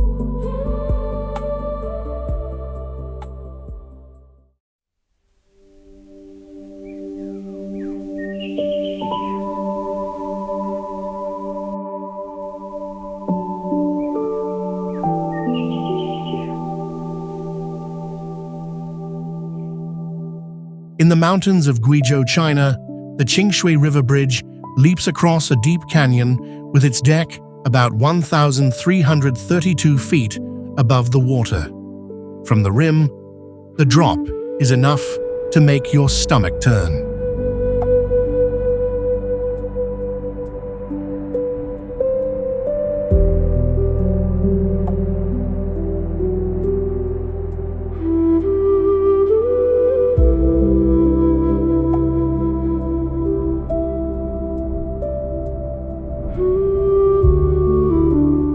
To anchor the suspension span, engineers sank 18 massive pillars deep into the hard rock, each one roughly 13 feet across. The crossing stretches more than half a mile from side to side.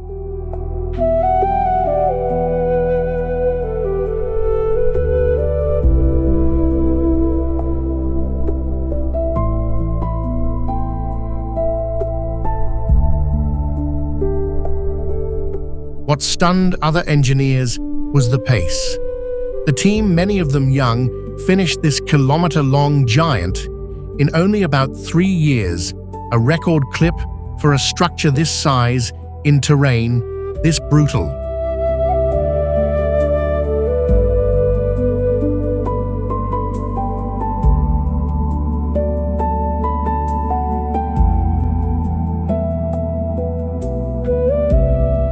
Since it opened in late 2016, the bridge has drawn a very particular kind of visitor.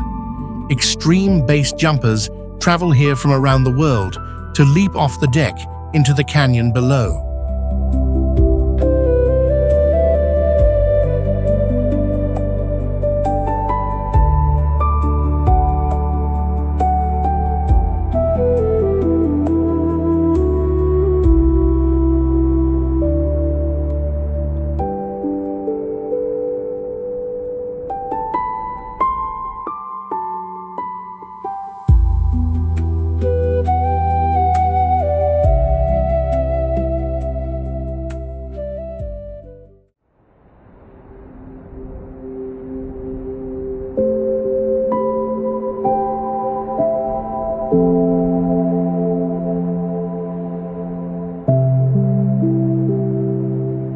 Tucked into the green hills of Guizhou, China, the Guian Huawei Cloud Data Center hides one of the largest server farms in the country behind a surprising disguise.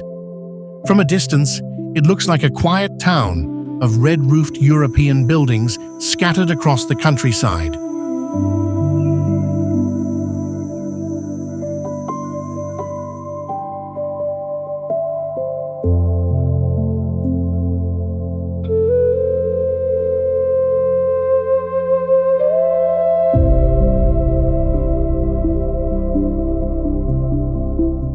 Step closer, though, and the truth shows. Behind those tidy facades sit machine halls, holding well over 1 million servers, a giant cloud brain humming away in the hills.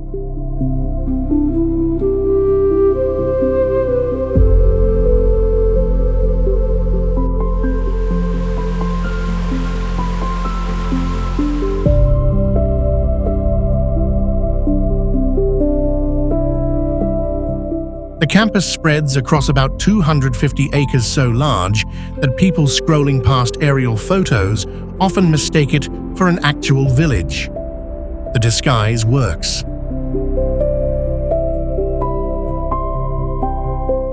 Inside, endless rows of servers, raised floors, and overhead cable trays fill spaces built for precision, not people. It is a strange contradiction, old-world town on the outside, pure digital core within.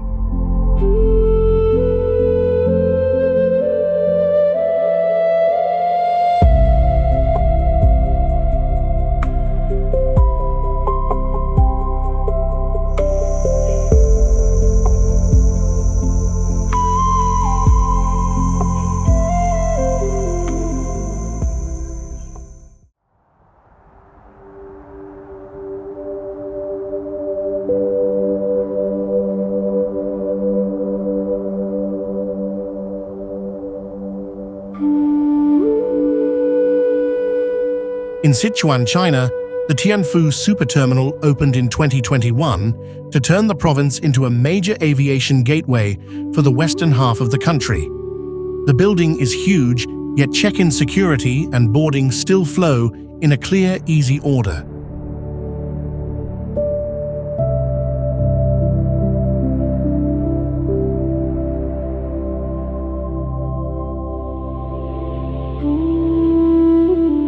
The airport runs 3 runways, the longest, around 13,100 feet long, enough for wide-body jets bound for the far side of the world. In 2022, it pulled a 5-star regional rating from Skytrax for its service and clean, modern design.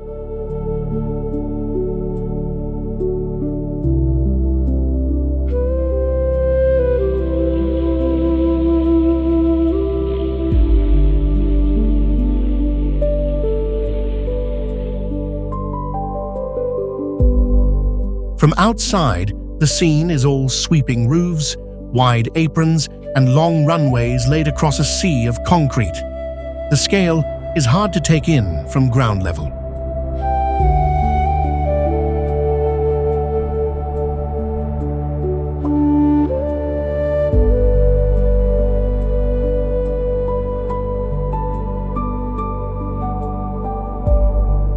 Getting there was its own feat. During construction, crews reportedly leveled more than 370 hills and used thousands of tons of explosives just to carve out flat ground for the platform.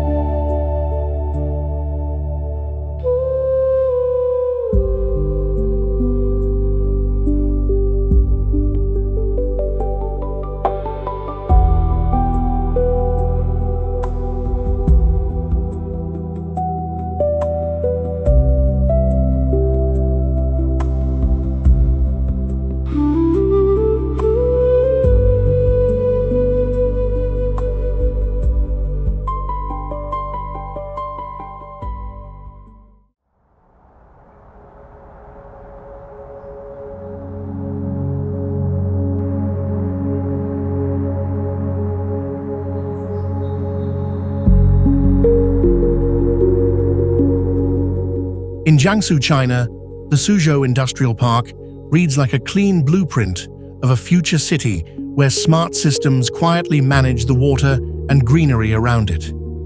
At its heart sits an artificial lake covering more than 3 square miles, roughly 1.5 times the size of Vatican City.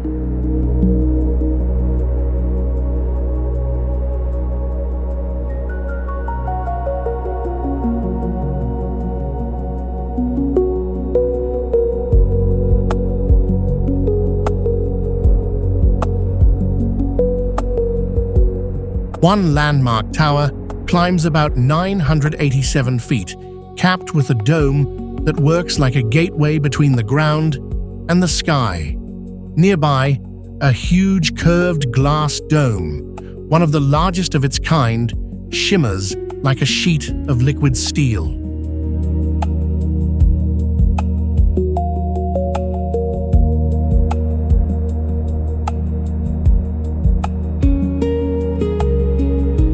Threaded through the district, a network of canals carries sensors that watch water levels and head off flooding before it starts. The city keeps an eye on itself.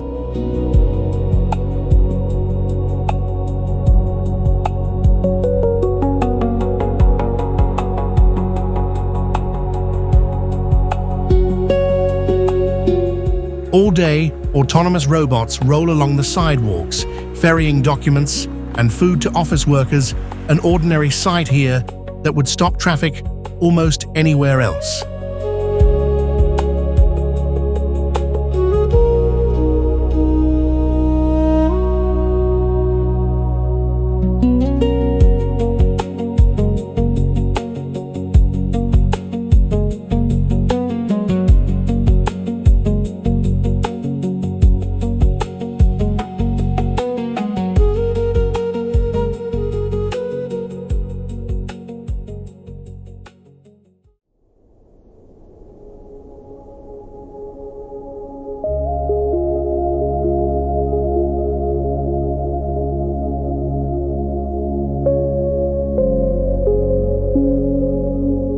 In Hong Kong, China, West Kowloon Station pulls off a rare trick, burying a giant high-speed rail terminal underground while turning its roof into a park you can walk across.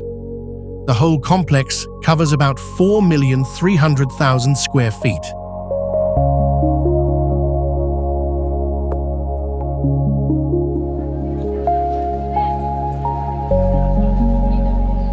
Most of the station sits below the surface, yet it never feels like a basement. The upper level opens out into walkways, greenery, and broad viewing decks looking over the city and the harbour.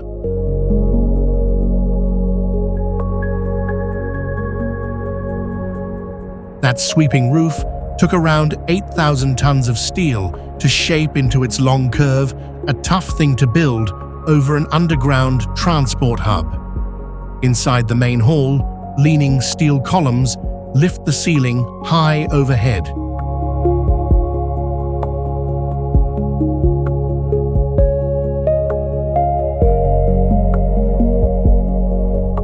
The result flips the idea of a station on its head. Here the roof is not just a cover, but usable public ground, so the building doubles as landscape you can climb right onto.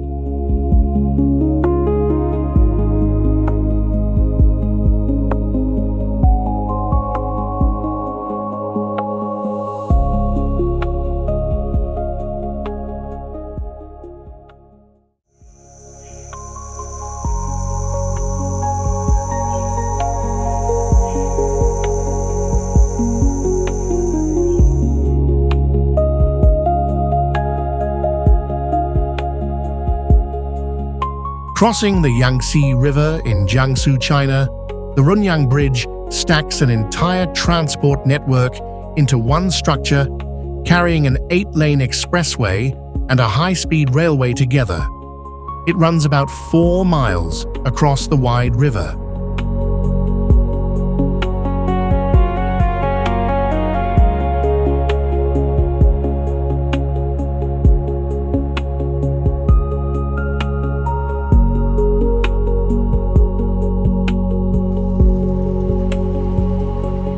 The layout is layered. Cars ride the upper deck, while 4 rail tracks run below, so road and train share the same crossing on different levels.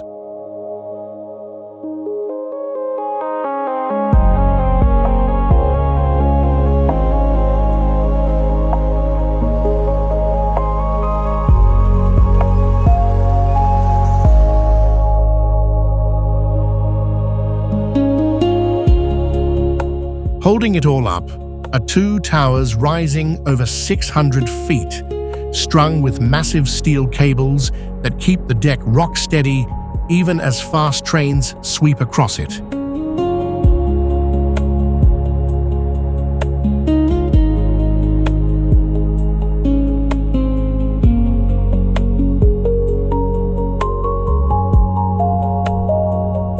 Look down from the deck, and river ships still slide by beneath you. So in a single glance, you catch roads, rails, and water traffic all moving at once, 3 kinds of transport stacked in one scene.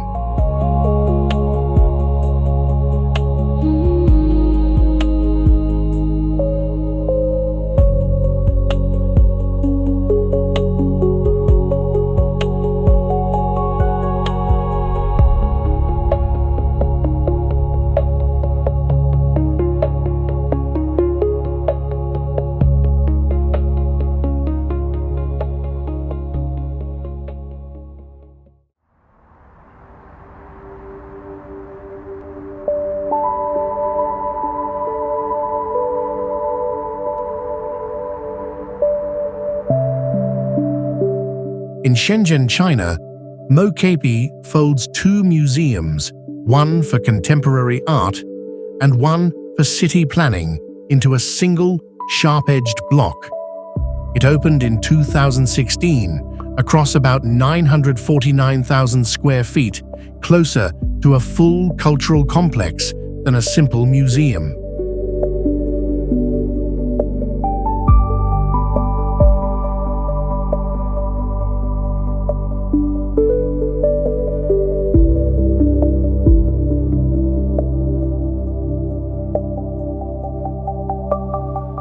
The surprise is on the inside. Step through the plain outer skin, and the central hall opens up across several levels at once, laced with escalators, bridges, and open voids that keep you moving.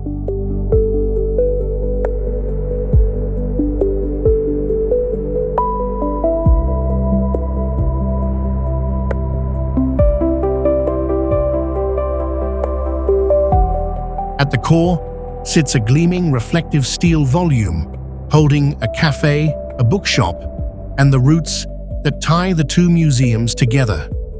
It is the piece your eye keeps returning to.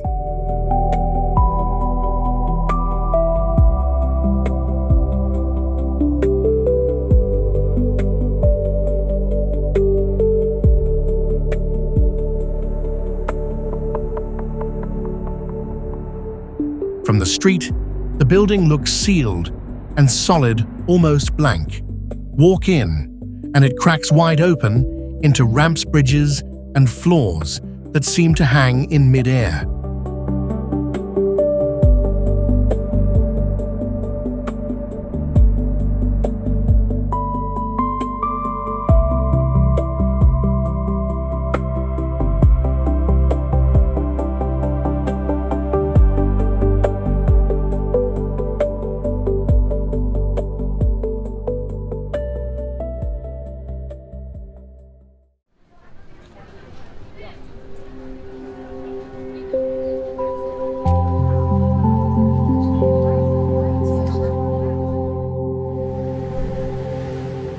Stretching across eastern China, the Beijing-Shanghai high-speed railway holds a world record as the longest high-speed line ever built in a single phase, running about 819 miles between the country's two biggest financial hubs. It was a massive bet costing somewhere near $32 billion.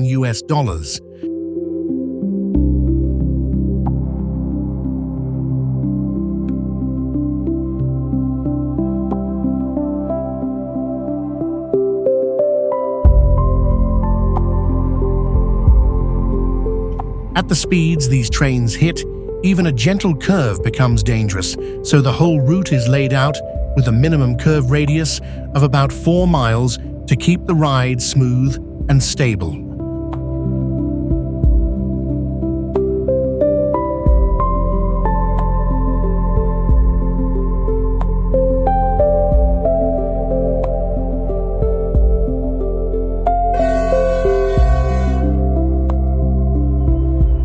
The pace of construction was almost as striking as the line itself. Hundreds of bridges and dozens of mountain tunnels came together with the track laid in just over 2.5 years.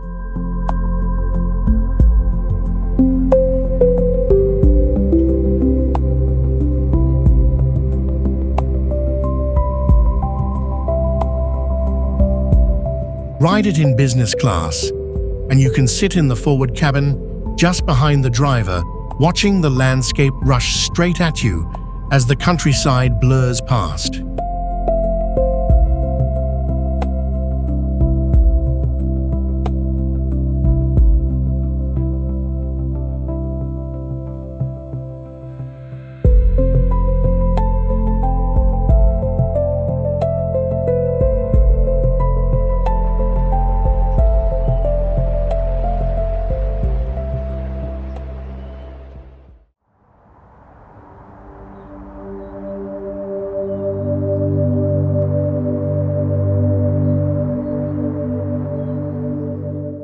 In Guangdong, China, Guangzhou Knowledge City is planned to look and work like a giant electronic brain wrapped in green gardens woven right into the street grid.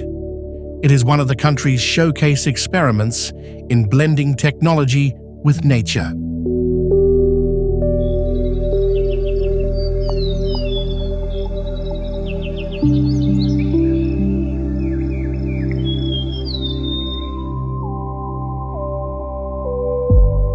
The infrastructure is built to drink in rainwater fast banking, an amount equal to about 10 Olympic pools to reuse later. Little goes to waste.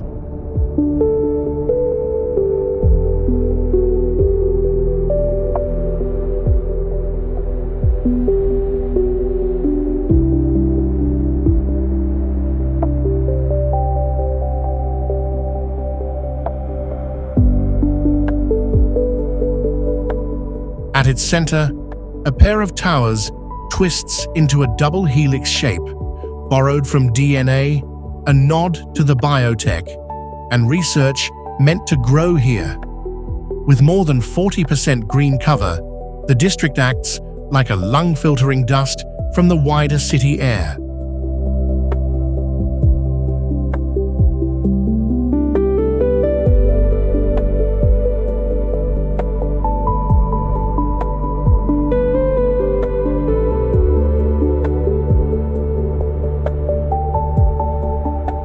Under the sun, its big glass structures throw back the light like rows of enormous diamonds, a district built as a clear statement of where the city wants to go next.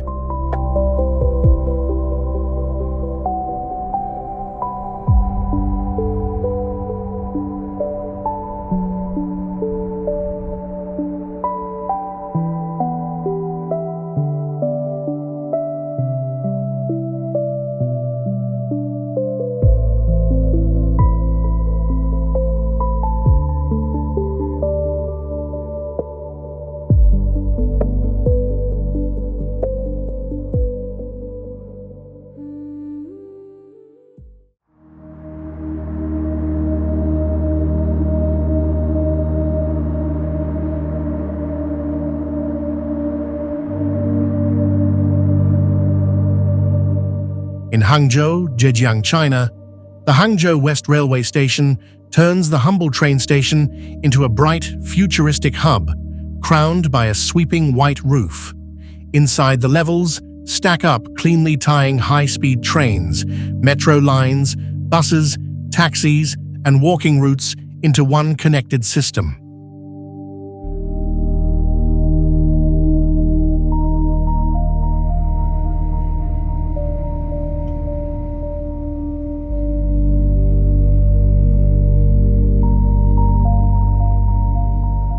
A huge central skylight covering some 134,549 square feet pours daylight down through the waiting halls and into the transport levels below.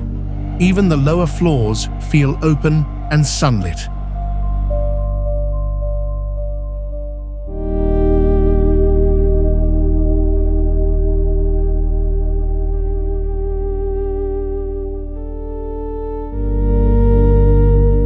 The real surprise is up top.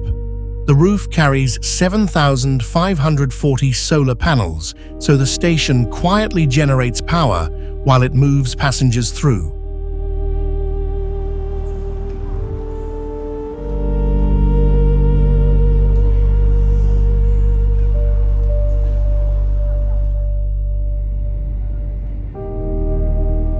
In its first 2 years, that solar roof produced around 5.91 million kilowatt-hours, turning what looks like an ordinary canopy into a working power plant over the platforms.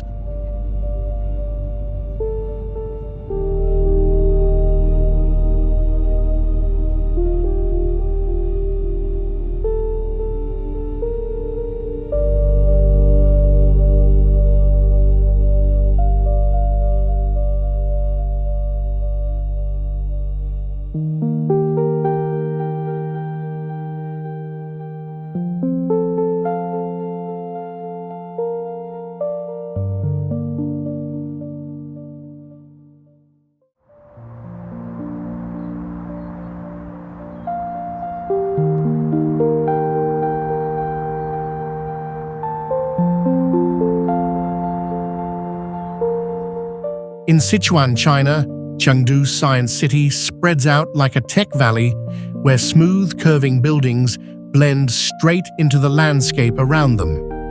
At its center sits a clear lake, an ecological regulator, so still you can see the plants growing beneath the surface.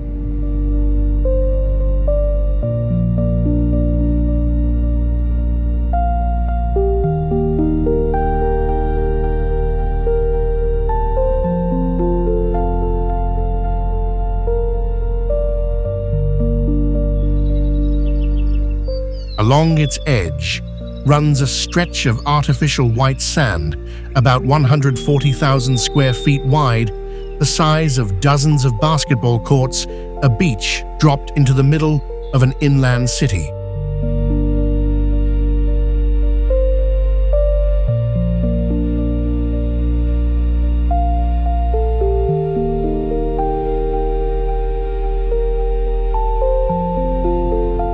The buildings themselves are all silver and cornerless, shaped to echo distant nebulae, so the whole place looks like a station, resting somewhere far beyond Earth.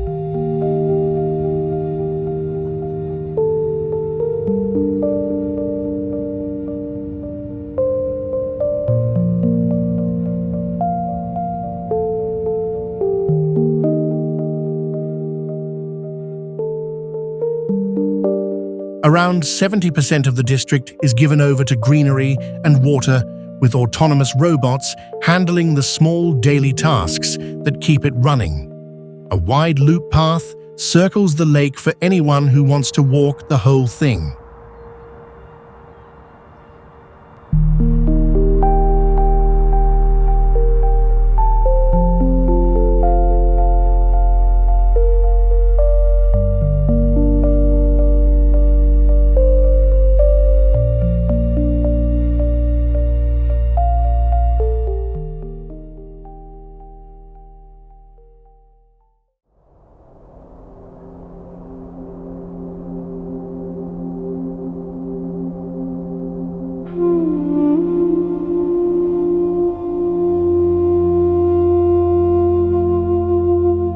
On the Shenzhen coast in Guangdong, China, the Tencent seafront towers were shaped to do something unusual: catch the sea breeze and put it to work. The blocks are arranged so ocean wind flows through and cools the buildings naturally.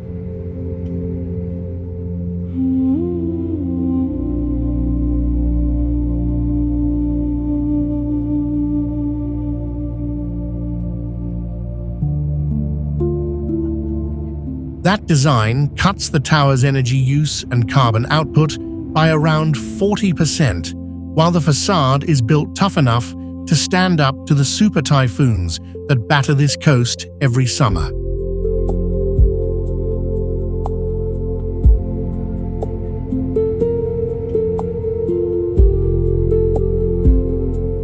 Opened in 2017, the complex serves as headquarters for one of Asia's biggest tech and entertainment companies. Its two towers rise to about 814 feet and 637 feet.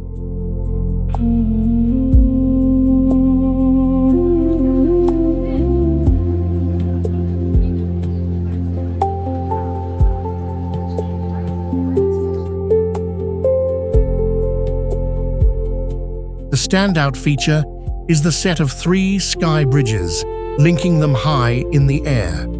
They are not just walkways, they also tie the towers together structurally, letting the whole frame carry more load.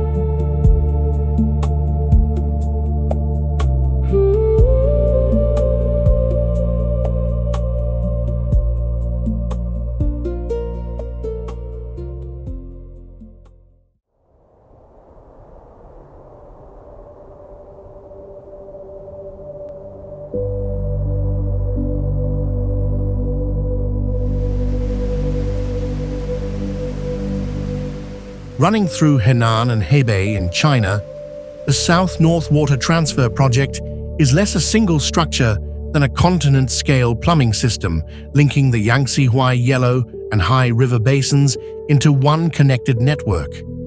Its job is to move water from the wet south to the dry north.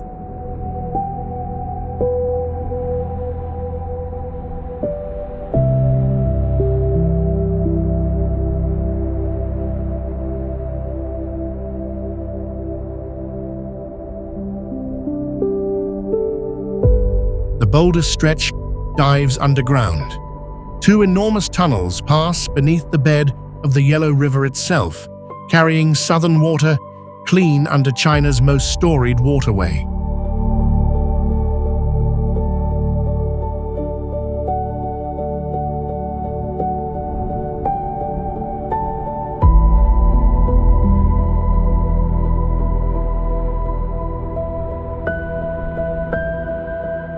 Seen from high above, the main canal reads as a bright blue ribbon winding through the golden farmland of the North China Plain, cutting a straight line where nature never drew one.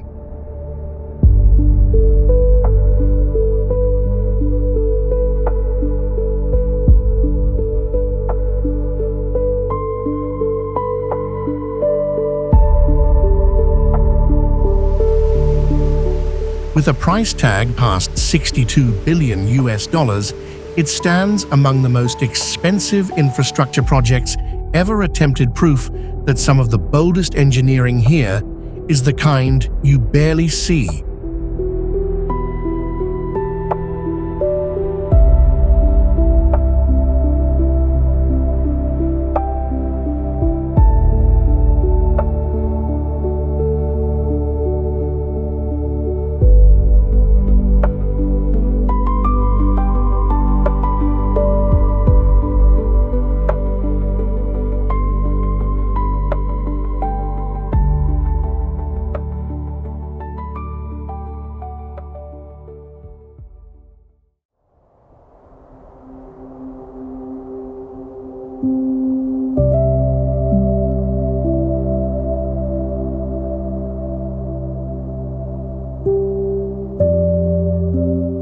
On the coast of Tianjin, China, the Binhai New Area is a futuristic megacity spread across roughly 875 square miles of reclaimed and reshaped land.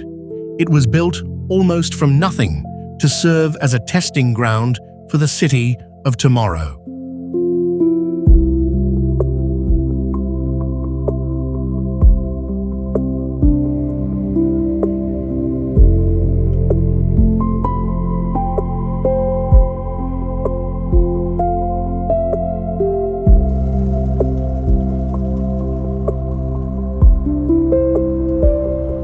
At its edge runs one of the world's smartest seaports, where much of the work is handled by automated systems and driverless trucks moving containers day and night. Ships that once needed a full crew of dockhands are now guided in and unloaded largely on their own.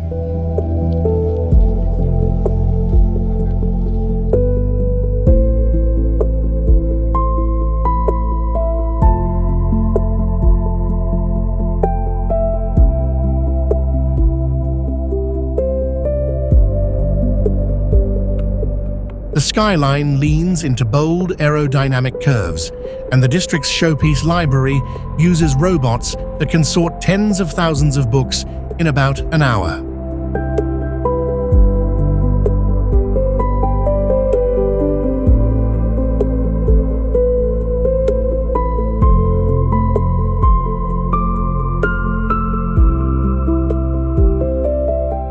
A 5G network blankets the whole area, feeding a cloud platform that helps keep the infrastructure humming. Binhai reads like a full-scale rehearsal for how an entire coastal city might one day run.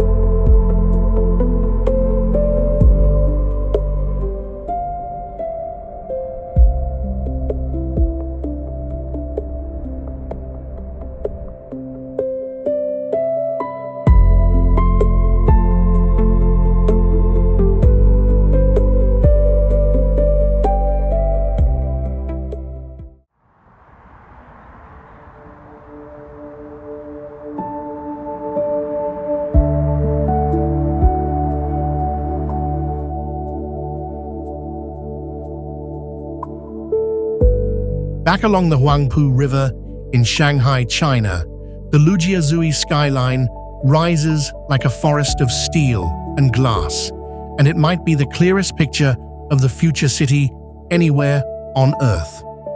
A generation ago, this bank of the river was mostly farmland and warehouses.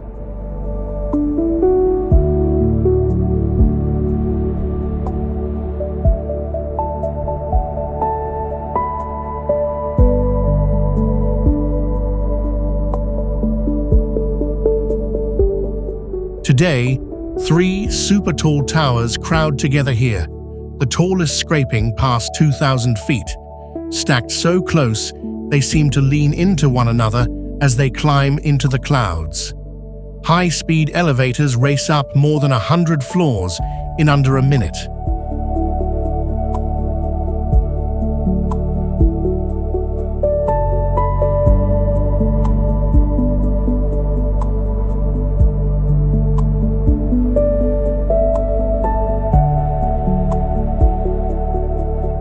To hold all that weight on soft riverbed soil, engineers drove huge fields of steel piles deep into the ground, like roots anchoring the towers to bedrock far below.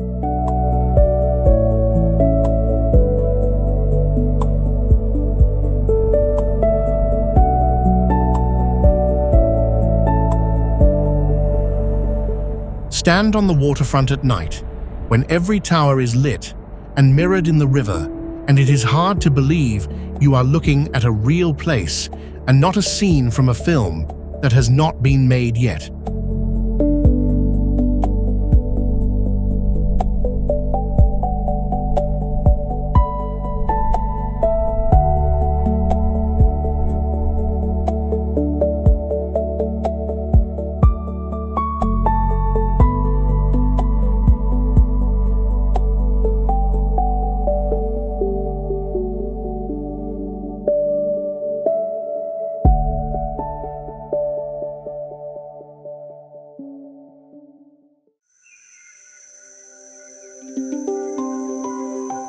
We have crossed a lot of ground together, from a flower blooming out of the South China Sea to a bridge hanging in the clouds, from a telescope buried in the mountains to whole cities run by machines.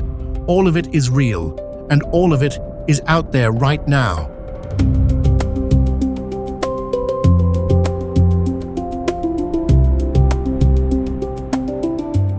What stays with you is not really the records or the numbers.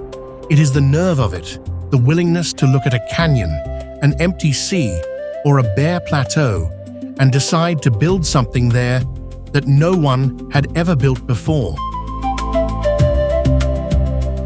Some of these places will age. A few will be passed by the next record, the next tower, the next impossible idea, already sitting on a drawing board somewhere in China. That is the strange thing about the future. It never quite stops arriving. So the next time one of these wonders drifts across your screen, take a second look. Somewhere out there right now, someone is standing at the base of it, head tilted all the way back, feeling very small in the best possible way.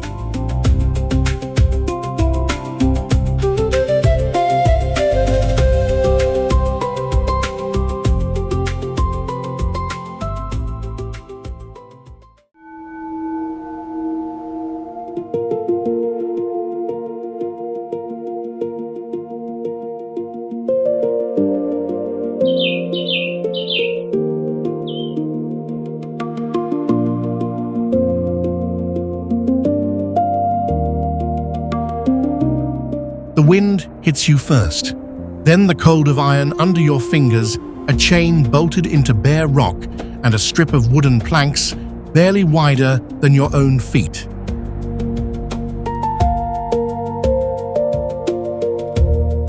Below that 2,000 feet of nothing, this is not a movie set. People still walk here on the side of Mount Huashan the same way pilgrims did centuries ago. Across this country, places like this were never supposed to survive. A temple that hangs off a cliff on slim wooden beams. A whole army of clay soldiers sleeping under a farmer's field. a vault in the desert that kept 50,000 hidden manuscripts safe for 1,000 years.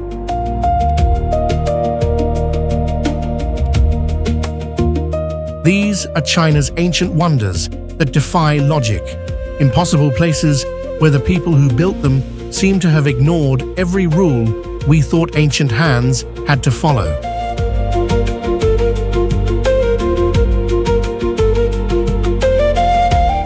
We are going to stand at the edge of each one. Some will look beautiful. Some will make your stomach drop. A few still hide a question no historian has fully answered. If you love real journeys to the strangest corners of the world, take a second now to subscribe and come with us all the way to the end.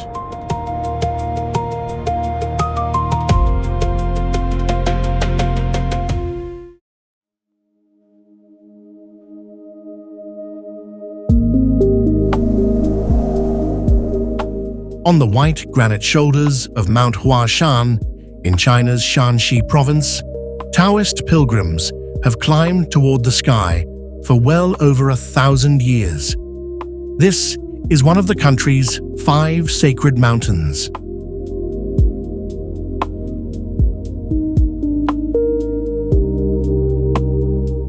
Near the top, more than 7,000 feet up the trail, does something no trail should do. It runs out of mountain.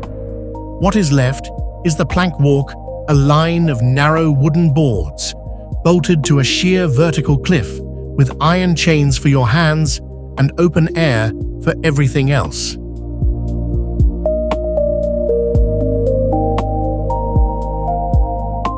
The people who first opened this path did not carve it for sport. It was a route of devotion, a way to reach hermit caves and shrines that clung to the rock where the world dropped away on every side.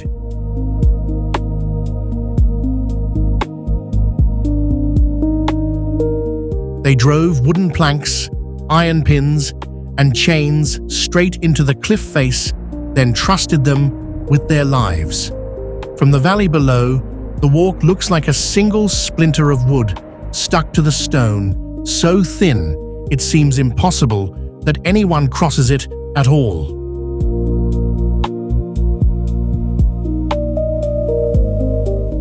People still do. The boards are barely wider than your own boots. The moment your weight leaves solid ground, the mountain stops being scenery and turns into something you feel in your chest, the cold of the chain in your fist, the wind tugging at your jacket, the long quiet of the drop beneath your heels.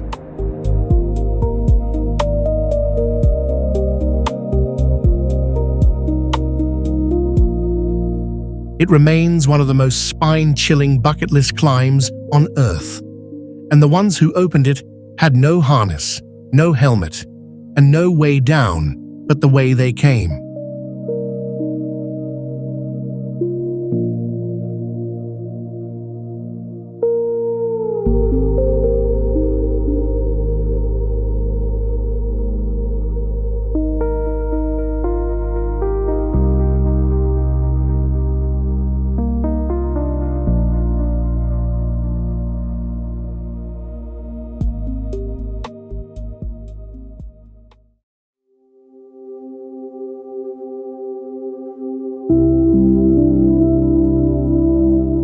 In Sichuan province, 3 rivers slam together at the foot of a cliff, and carved into that cliff sits the largest stone Buddha in the world.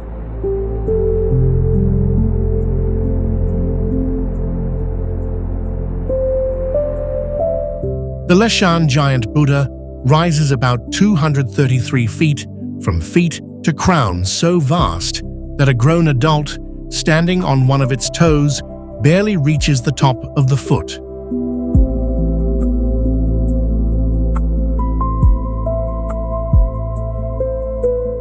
The story behind it starts with drowning.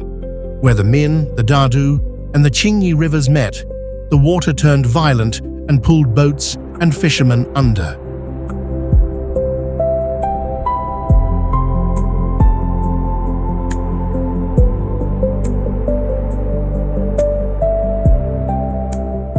In the year 713, a monk named Haitong began cutting a Buddha into the cliff, believing a calm, stone face watching the current would settle the rivers below. He never saw it finished. The work passed to other hands and took nearly 90 years, ending around 803.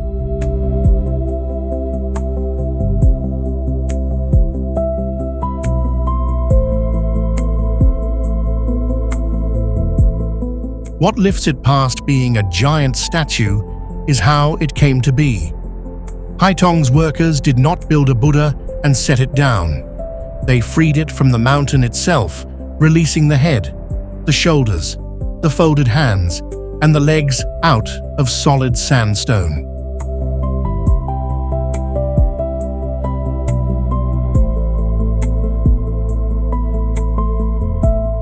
Tucked inside the hair, the collar, and behind the ears runs a quiet system of drainage channels that carries rainwater away so the soft stone will not rot from within.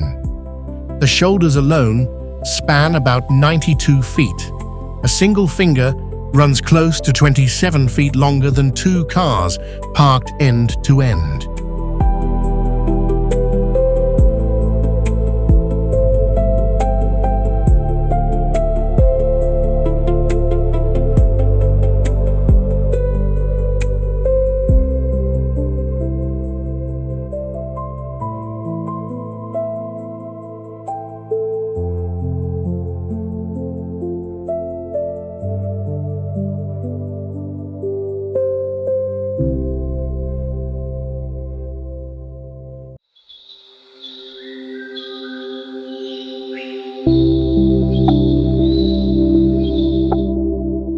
In the green hills of Fujian province stand some of the strangest homes ever built.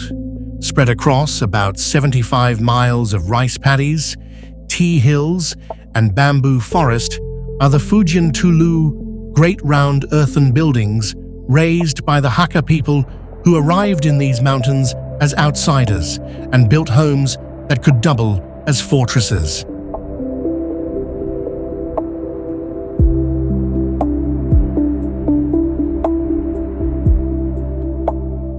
UNESCO protects 46 of them as a World Heritage Site, the oldest reaching back to the 15th century.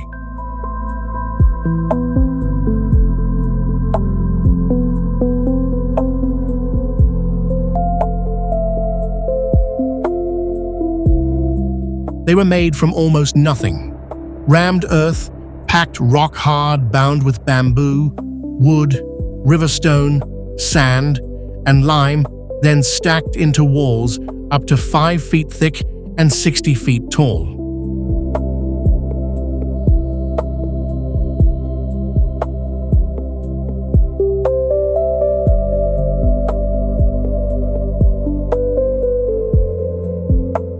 One Tulu could shelter as many as 800 people from a single extended family with one gate to the outside and windows set high for defense. Behind that thick brown ring is a whole village turned inward. Wells, grain stores, shared courtyards, ancestral shrines, and the sound of generations living wall to wall.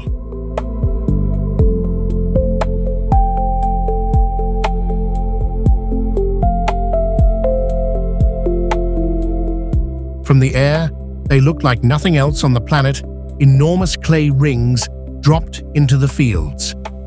The story goes that when American spy satellites first photographed them during the Cold War, analysts mistook the round shapes for hidden missile silos.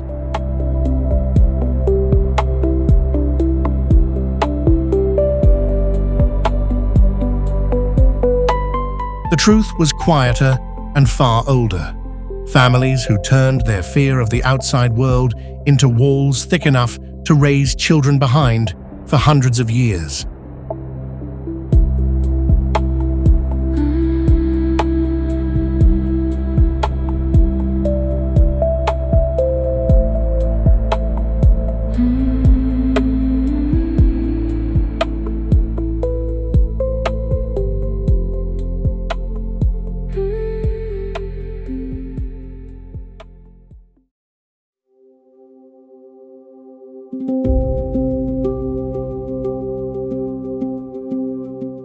Rising out of the cloud forests of Guizhou province, Fanjingshan ends in a site that looks invented.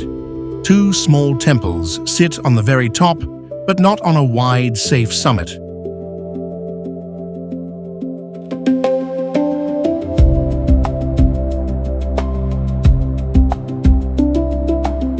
They cling to two separate fingers of bare rock, split apart by a deep gap and joined only by a short stone bridge thrown across the void between them.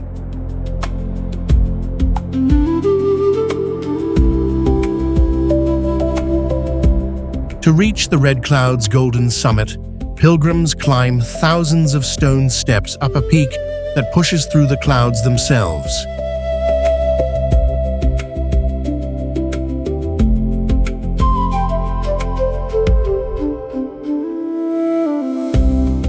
This is one of the most sacred mountains in Chinese Buddhism, tied to the worship of the Maitreya, the Buddha yet to come.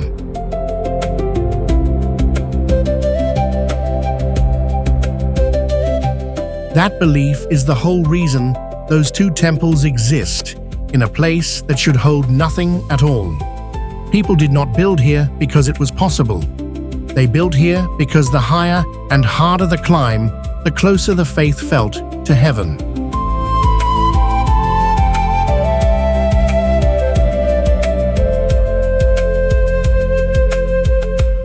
On a clear morning, the rock stands above a white sea, and the clouds move below the bridge instead of above it, cross from one temple to the other, and the world drops away on both sides at once.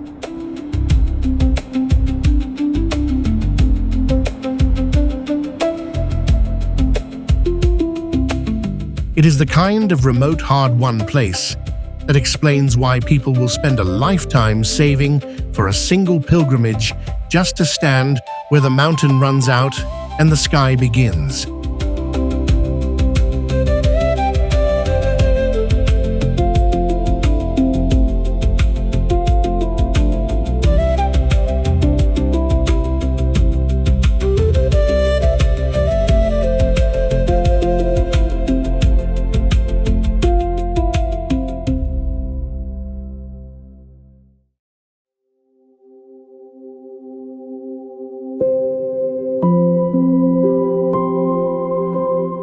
In the dry Gobi Desert near Dunhuang, a bare cliff of rock hides one of the greatest treasure houses on the Silk Road.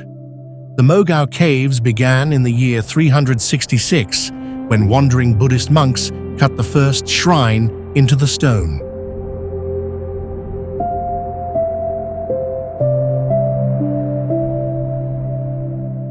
Over the next 1,000 years, that bare cliff became a honeycomb of nearly 500 caves holding around 484,000 square feet of wall paintings and more than 2,000 painted statues.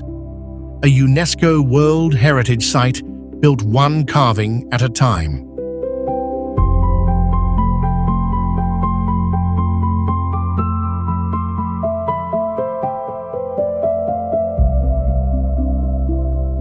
The shock is the contrast. Outside there is only sun, sand, and stone, the color of bone. Step through a low doorway and the walls explode into color.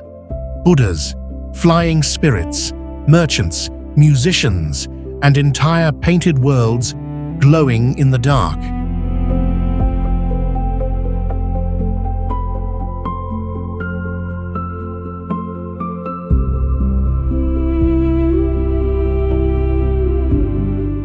For centuries, this was a meeting point on the Silk Road, where traders, monks, and pilgrims from a dozen cultures left their mark on the rock.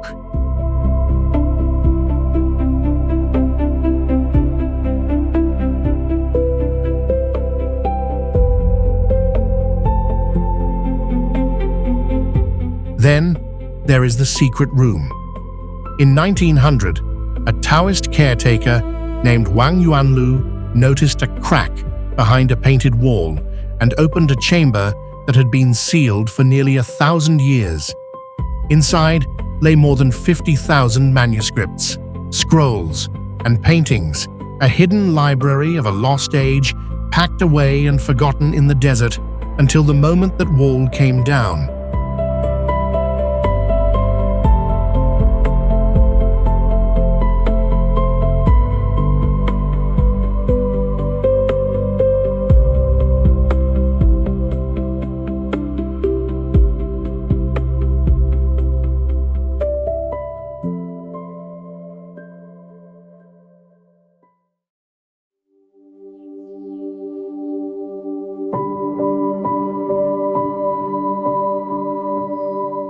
Pinned to a sheer cliff in Shanxi province, the Hanging Temple looks less like a building and more like something caught in mid-fall.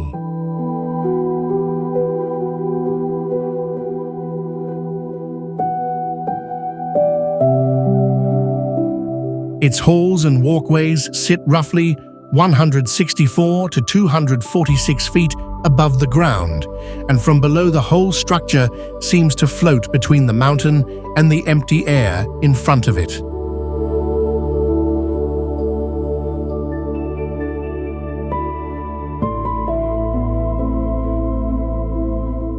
It has held that pose since around 491, surviving more than 1,500 years of wind, snow, rain, and small earthquakes.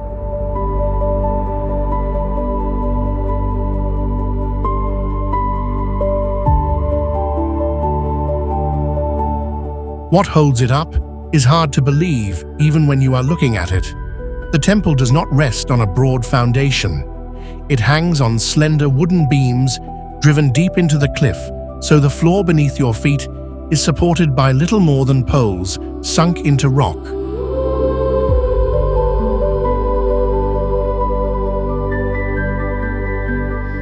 Inside that impossible space, Buddhism, Taoism, and Confucianism share the same narrow corridors, three faiths balanced together on the side of a mountain.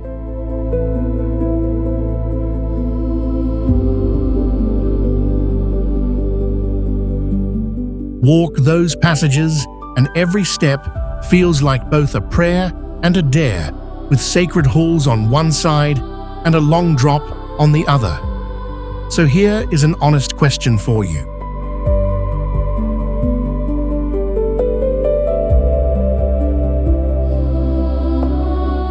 If someone handed you a free ticket right now, would you actually step onto these narrow wooden walkways with nothing but air beneath them? Comment the word "ready" if you are brave enough and let us know.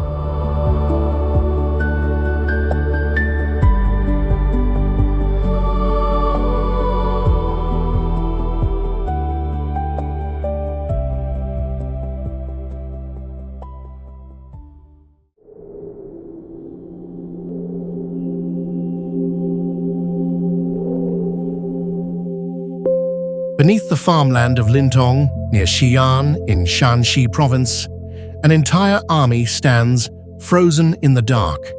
The Terracotta Army is a buried force of around 8,000 life-size clay soldiers, horses, and war chariots set in battle order to guard the first emperor of China after his death.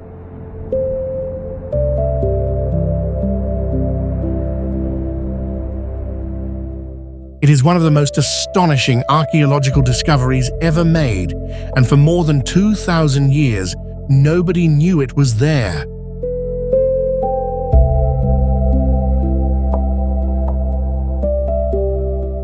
It surfaced by accident. In 1974, local farmers digging a well broke through into the pits and pulled up the head of a clay man. What they had found was not a handful of tomb statues, but a full military formation. Infantry, archers, charioteers, and officers, each one modeled as an individual.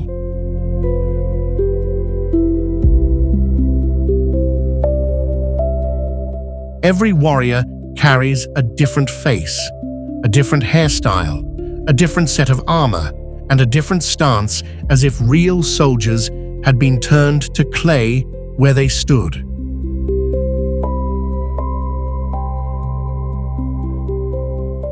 Many of them were once painted in bright color. The paint survived underground for 20 centuries, then curled and faded within minutes of meeting the open air. Walk the edge of the main pit today, and the question follows you down the rows.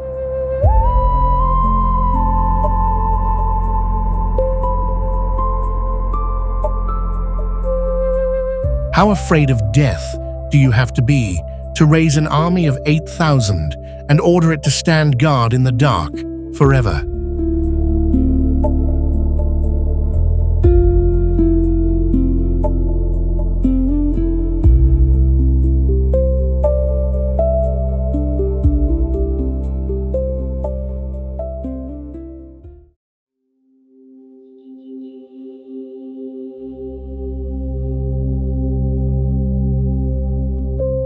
The clay army is only the outer ring. The real secret lies under a tree-covered hill, nearby in the tomb of Qin Shi Huang, the first emperor of China, one of the most ambitious and unsettling places in the ancient world.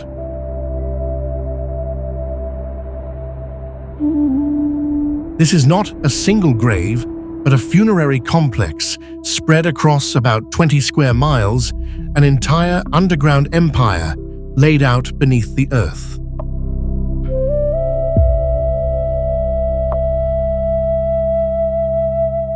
He started building it in 246 BC while he was still a teenage king and decades from death. The main burial mound rises about 168 feet, looking like an ordinary green hill, yet beneath it sits the great unopened mystery of Chinese archaeology.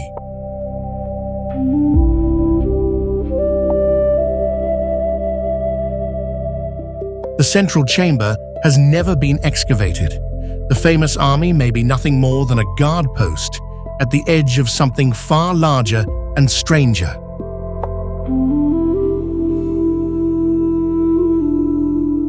Ancient records describe what waits inside. A vast model of the empire with rivers and seas of liquid mercury made to flow by machine, and a ceiling set with the stars.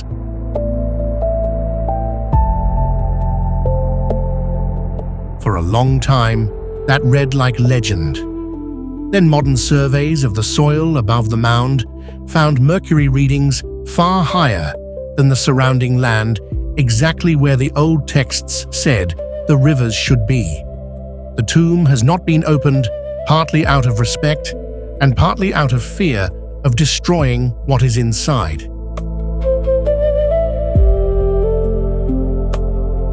So it sits there, still a dead emperor's private universe, sealed and waiting under the hill.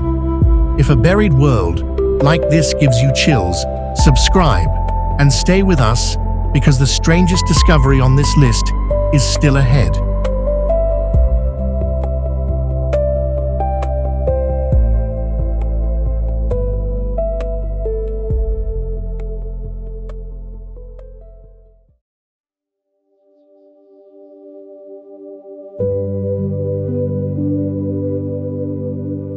In Sichuan province, the ruins of Sanqingdui cover about 2.3 square miles, and everything pulled out of the ground here looks like it came from another world. This was the heart of the ancient Shu, a civilization so completely forgotten that history almost lost it entirely. Then the ground gave up its faces.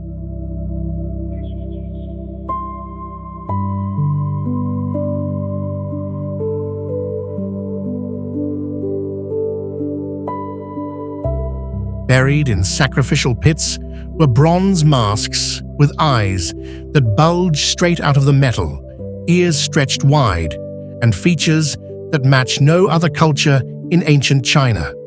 Alongside them came towering bronze figures, sacred bronze trees, golden scepters, and piles of ivory and jade.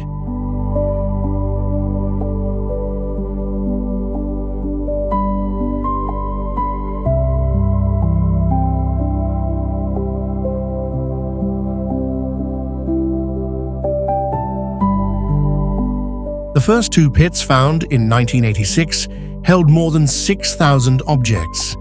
Newer pits opened since 2020 have pushed the total across 6 pits toward nearly 13,000, and the digging is not finished.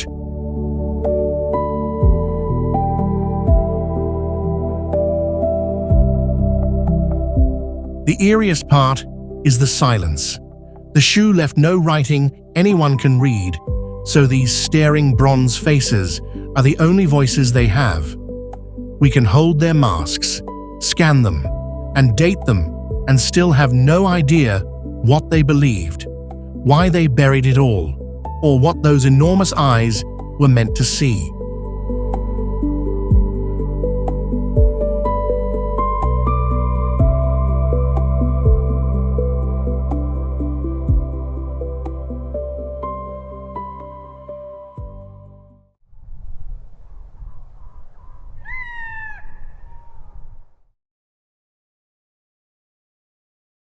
In Shaanxi province, the ancient city of Pingyao pulled off something almost no other Chinese city managed. It survived whole. While most old capitals were torn down and rebuilt, Pingyao kept its Ming and Qing layout intact.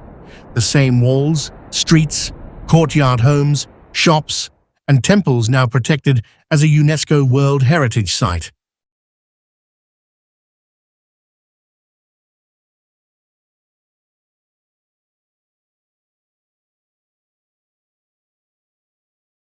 The wall circuit runs about 4 miles around and stands 40 feet high, broken by 6 gates, 72 watchtowers, and more than 3,000 battlements wrapping the whole town like a giant stone box.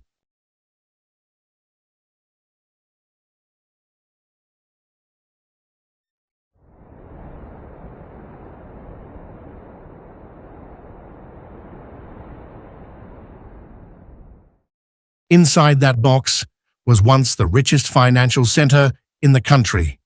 This walled city was the birthplace of China's first draft banks, where a merchant could hand over silver in one province and collect it 1,000 miles away on nothing but a slip of paper. No carts of coins, no armed guards on the road, just trust written down.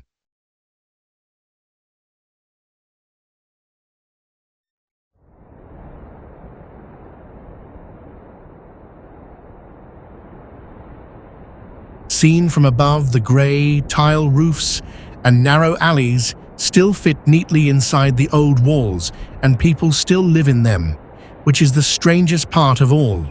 A 600-year-old city that never stopped being a home.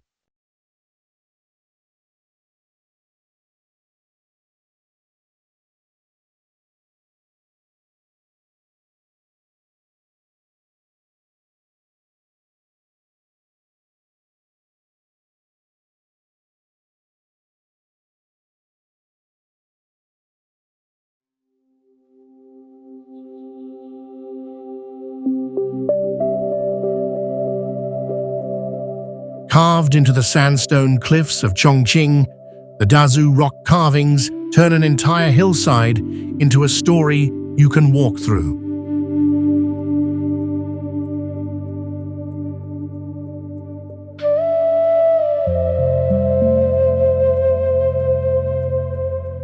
UNESCO recognizes 5 major groups here, cut mainly between the 9th and 13th centuries, holding more than 50,000 statues and carved images across the rock.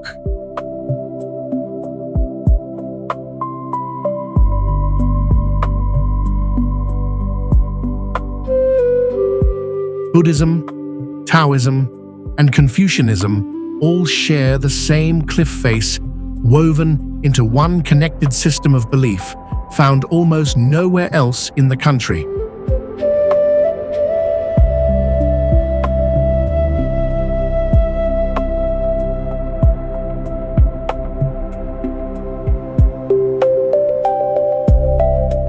These carvings were never only about worship. They were built to teach. The cliffs lay out the punishments of hell, the law of cause and effect, the duty owed to parents, and the path to salvation, with the lessons spelled out in writing, right beside the figures.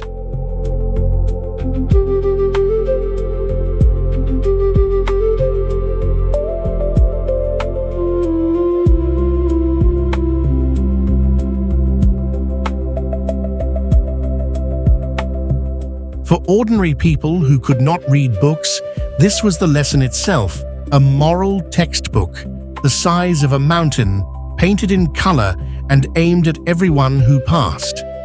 Some of those colors still cling to the stone today, 8 centuries on.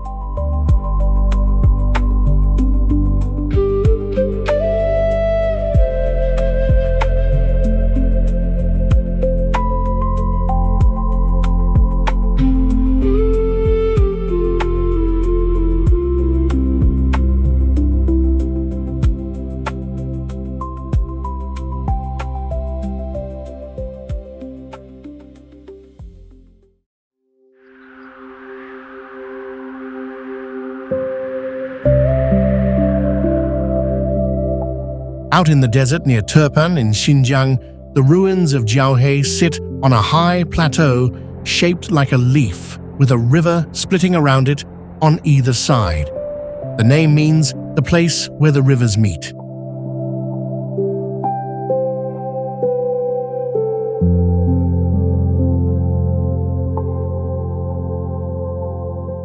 Once a busy stop on the Silk Road, this ancient trade city is now bare earth, fallen walls, and a silence that swallows everything.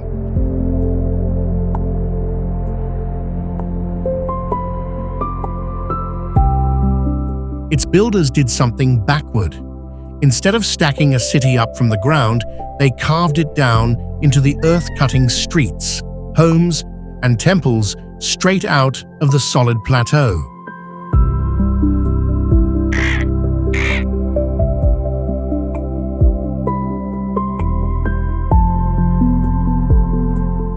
The cliffs around the edge, about 98 feet of sheer drop, did the work of city walls all on their own, so Jiaohe needed almost no fortifications. The land itself was the defense. From above, what remains stretches more than a mile long, an earthen maze of lanes and foundations baking under the sun.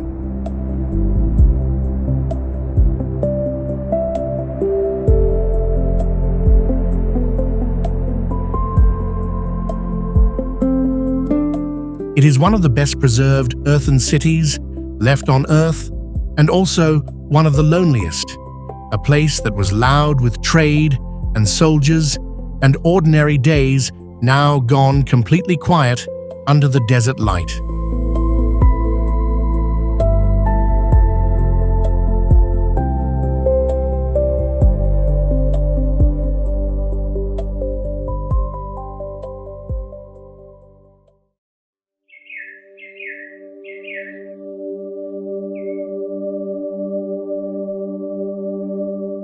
In northern China, the Great Wall is not a single wall, but a vast defensive network that runs across the top of the country in walls, trenches, ramparts, watchtowers, and fortresses.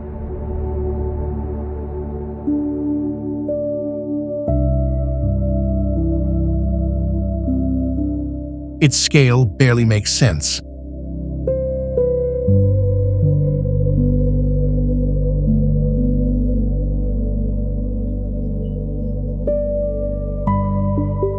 A full survey puts the total length at about 13,171 miles, once every section from every period is counted stretched across half a continent.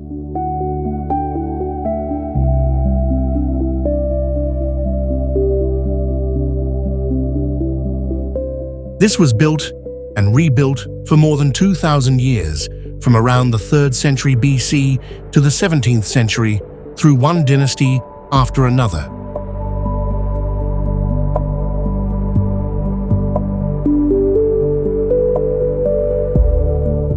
The wall does not just sit on the land.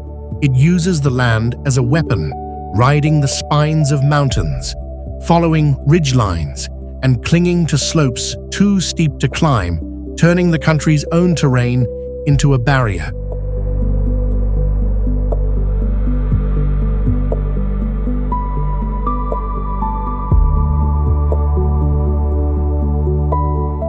From far off, it looks like a stone dragon, crawling along the peaks, sometimes lost in mist, sometimes flashing into view as a jagged line cutting over the hills.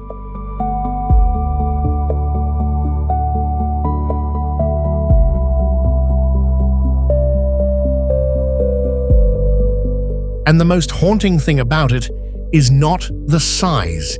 It is the question underneath.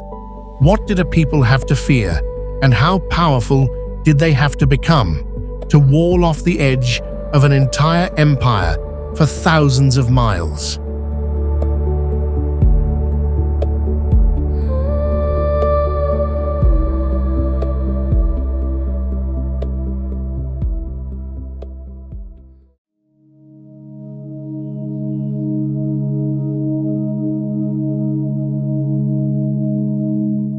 Along the cliffs of the Yi River near Luoyang, the Longmen grottos open in the rock like a gate of stone Buddhas, watching the water below.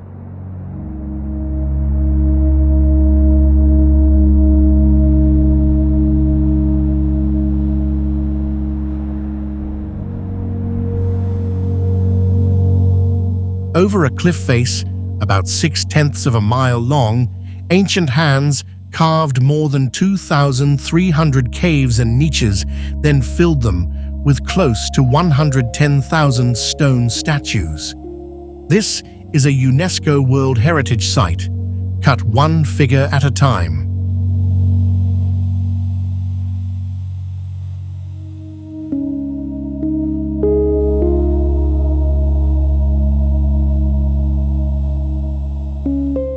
The work began in 493, under the Northern Way, then reached its peak under the Tang, when the Buddhas took on soft, calm, balanced faces in a grand imperial style.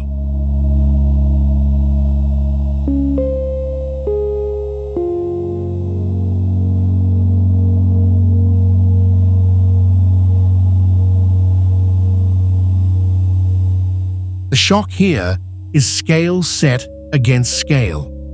The largest Buddha stands about 56 feet tall, nearly the height of a 5-story building, while the smallest is under an inch, no taller than the top of your thumb.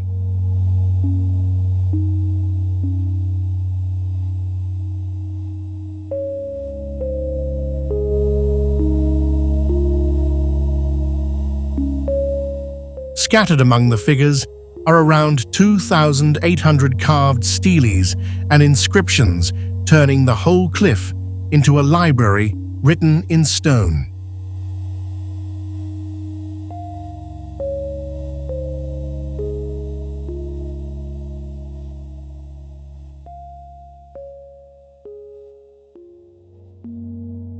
For more than 1,500 years, this quiet limestone has held nearly 110,000 faces, a mountain slowly turned into the memory of an entire age of faith and power.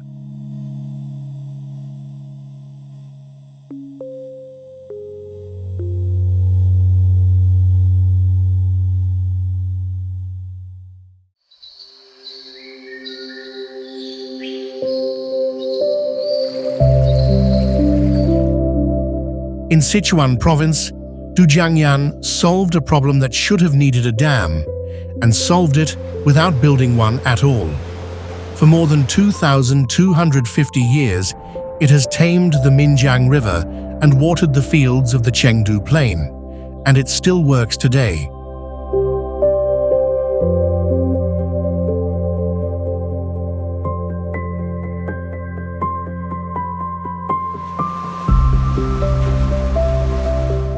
The idea came around 256 BC from a local governor named Li Bing, who watched the Minjiang tear down from the mountains every spring and flood everything in its path. Instead of blocking the river, he split it.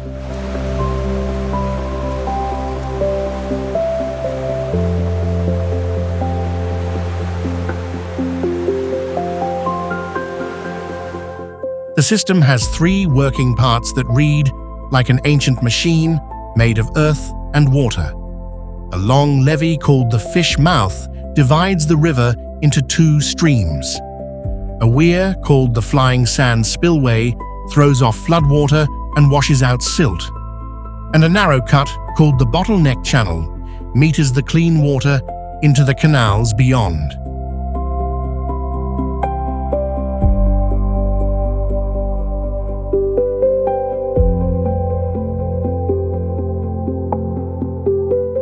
No wall fights the current here.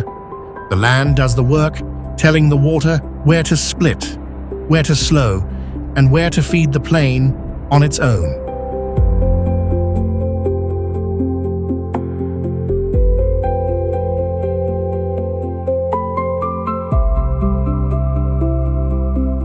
UNESCO notes the system still irrigates about 1.65 million acres of farmland. That is the quiet genius of the place. The boldest idea was not to defeat the river, but to understand it well enough to let it run.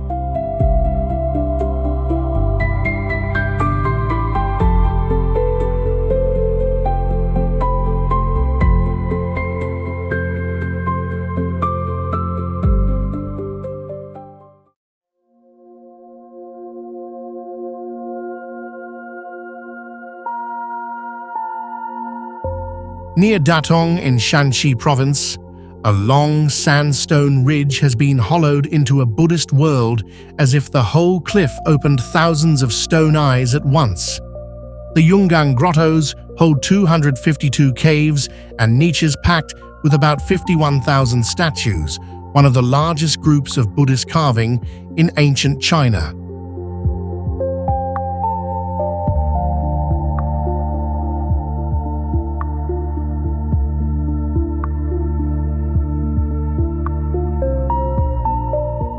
The strange part is the method. These people did not raise temples on flat ground.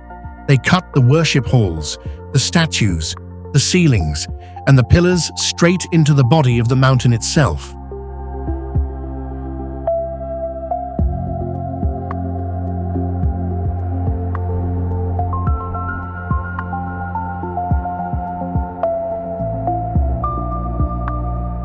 Most of it was carved in a single burst between the mid-5th and early 6th century, when the Northern Wei rulers used Buddhism to bind faith and royal power together.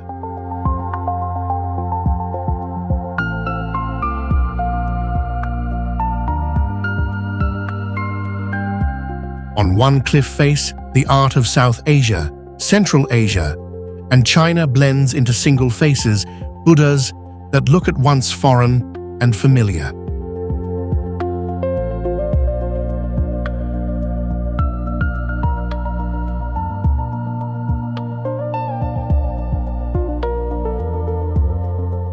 But the soft sandstone that made the carving possible is also what makes this wonder fragile. Dry wind, dust, rain, and pollution keep grinding away at faces more than 1,500 years old, a little more each year.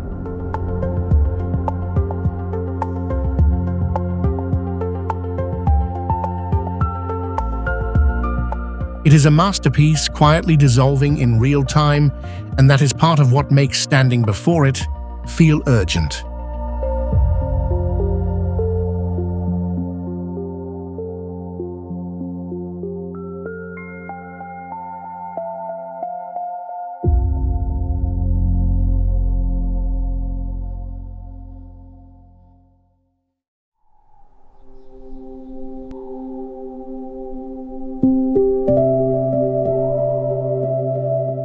In the middle of modern Xi'an, the old city wall still wraps the historic core in a full ring of stone, alive in the middle of a working city.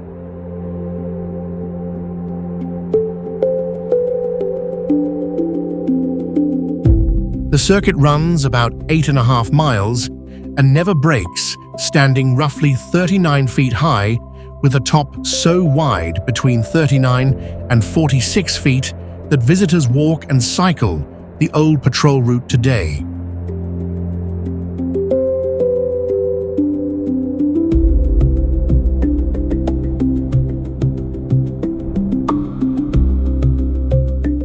Its shape was set hard between 1370 and 1378 under the Ming, but it rests on the buried memory of Chang'an, the great capital of the Sui and Tang.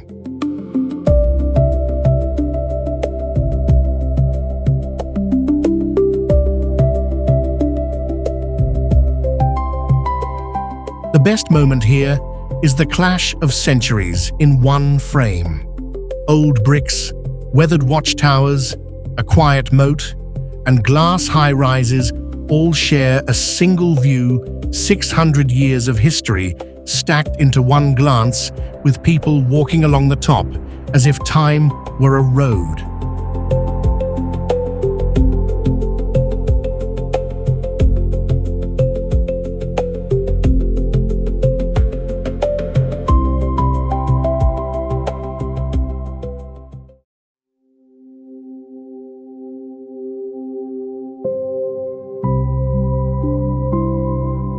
In Shaanxi province, the village of Jiangbi keeps a secret directly under the feet of the people who live there.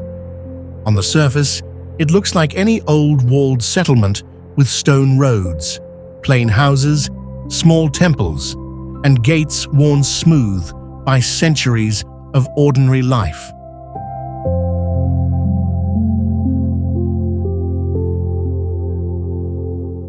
Then you learn what lies beneath. Cut into the ground below those quiet streets runs a military tunnel network on several levels dug to hide soldiers, move them unseen, set ambushes, and outlast a siege from inside the earth.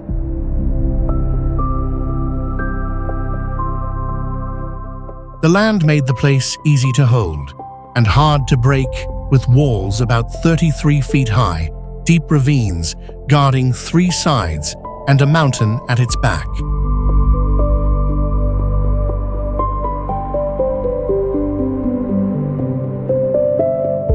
What gives Jiangbi its chill is the double life of it.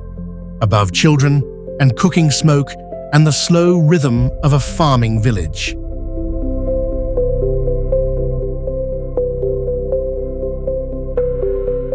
Below a hidden maze, built for the day, the killing came, waiting in the dark, under the floorboards, for an enemy who might never knock.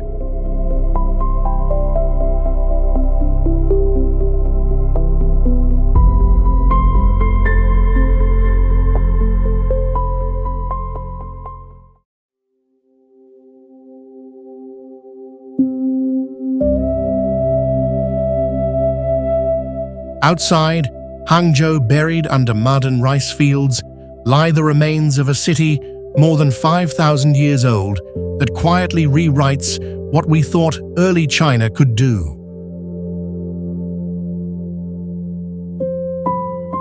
Liangzhu rose between roughly 3,300 and 2,300 BC, and it already had the bones of a real state with a planned city, a ruling elite, and shared rituals binding people together long before the first dynasties.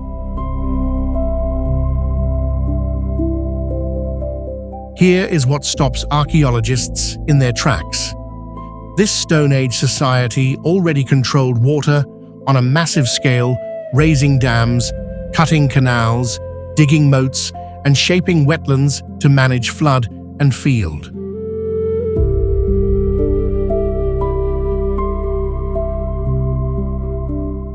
That same system carried rice, moved goods, and held power steady, all in a culture with no writing we can read, thousands of years before many famous civilizations attempted anything close.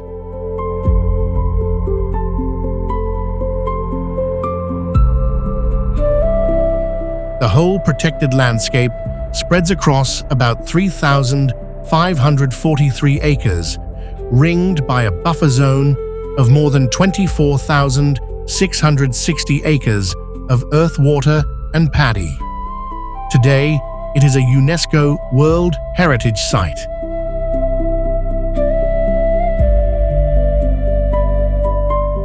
And its power was never shown in giant stone. It lived in palace foundations, in graves ranked by status, and in pale ritual jades, carved discs and tubes still resting silent in the mud, the quiet signature of a forgotten kingdom.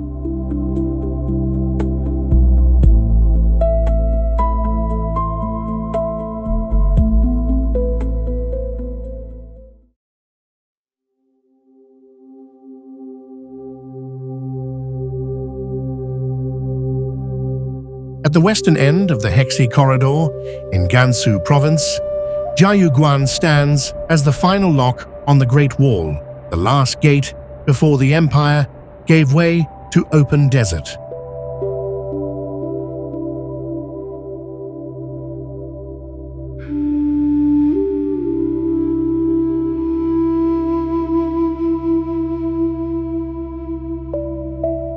It sits at a narrow pinch in the land where mountains, sand, and dry wastes squeeze every traveler, every caravan, and every army into a single, controllable gateway.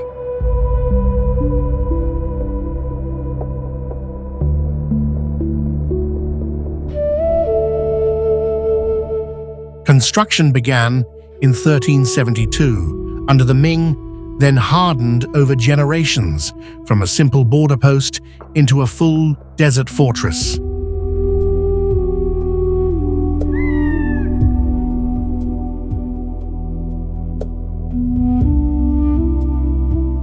From a distance, its yellow-brown walls almost vanish into the sand around them until the shape of a great gate resolves out of the haze.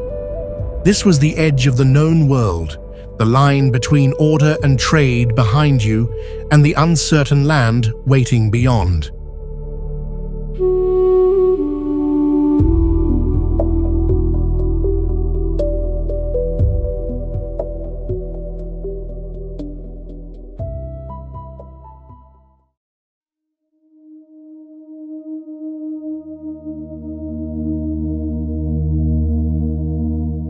In the Yiluo River basin of Henan Province, the site of Erlitou holds the foundations of what may be the earliest great capital of the Bronze Age in East Asia.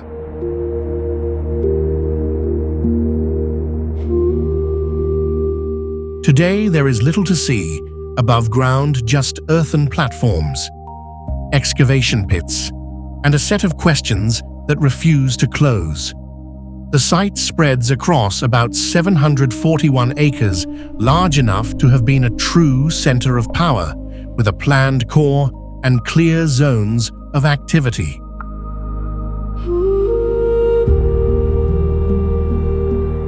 Almost all of its strength lies buried.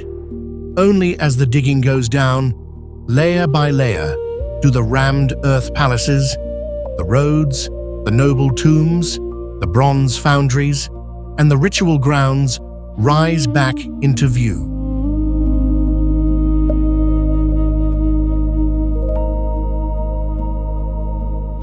Many believe this was the capital of the Xia China's first legendary dynasty, but no writing from its own time has surfaced to prove it, so Erlitou still sits on the line between myth and history.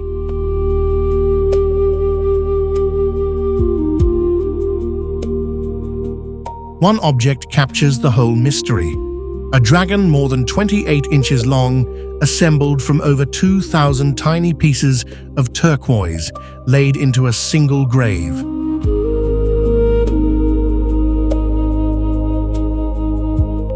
It says something quiet and strange about where Chinese power began.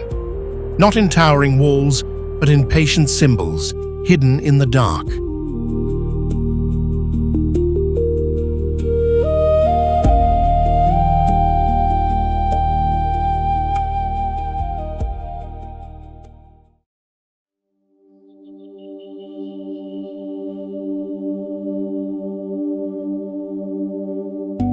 In Hebei province, the Jiaozhou Bridge has carried travelers across the Xiao River for more than 1,400 years, which makes it one of the oldest stone bridges still standing anywhere in China.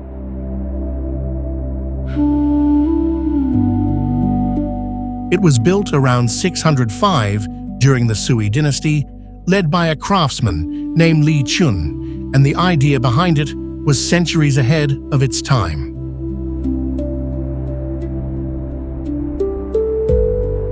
Most old bridges fought floods with one heavy solid arch. Li Chun did the opposite. He cut 4 smaller open arches into the shoulders of the main span holes, built right into the stone, so floodwater could pour through the bridge instead of slamming against it.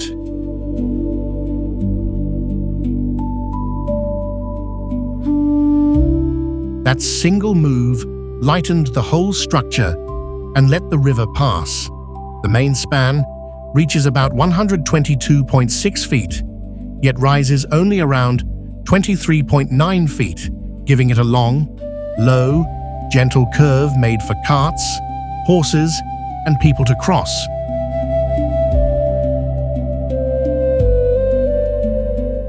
The whole bridge is assembled from 28 thin curved slabs of limestone locked together with iron joints shaped like dovetails.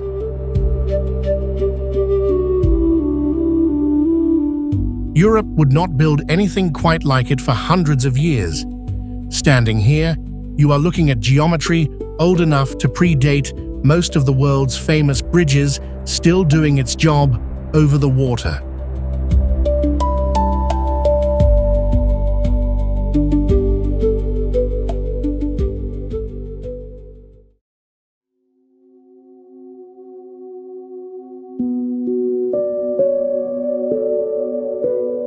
In the forests of Sichuan province, Qingcheng Mountain rises under a roof of ancient trees and thin mist, more a living temple than a single building.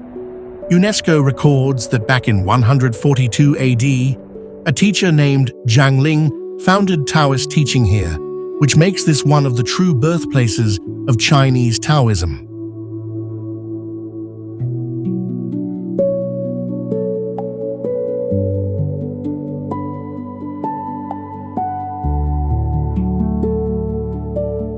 Its wonder is not size, it is meaning.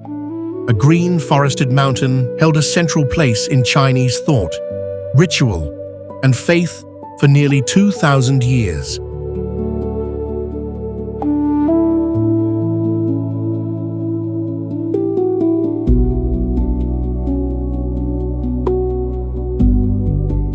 The name itself suggests a green city, and that fits. Curved temple roofs, wooden gates, and worn stone steps appear only in fragments between the trees, half swallowed by bamboo damp rock and shifting fog. Here the forest does not frame the architecture. It quietly takes it back.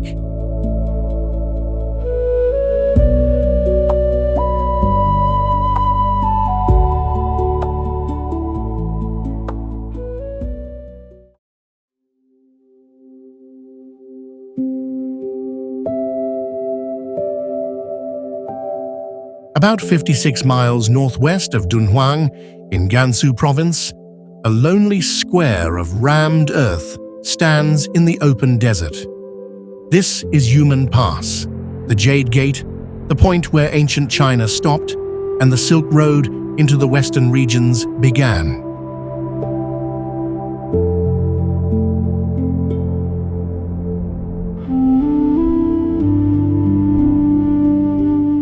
It was fortified under Emperor Wu of Han soon after 121 BC, when the empire needed a checkpoint to control the road west.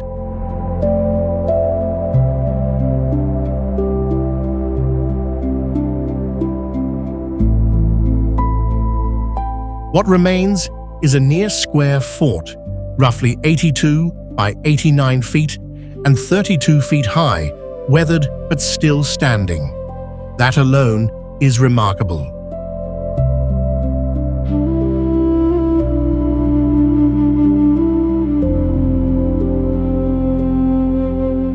plain-han rammed earth packed by hand has held its shape out here through more than 2,000 years of wind and sand. To pass through this gate once meant leaving the known world behind for the long road into the unknown.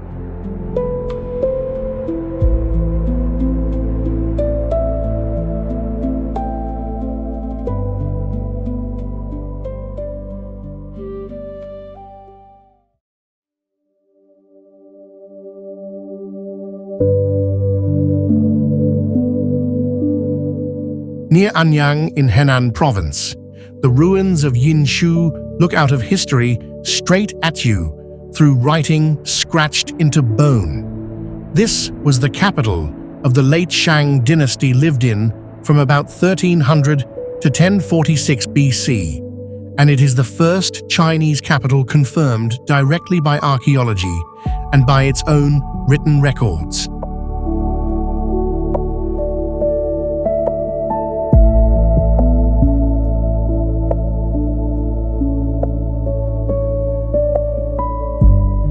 Voice is what sets it apart. Pieces of divination bone, carved with the oldest known Chinese script, record harvests, wars, illness, sacrifices, and the daily worries of a king who ruled more than 3,000 years ago.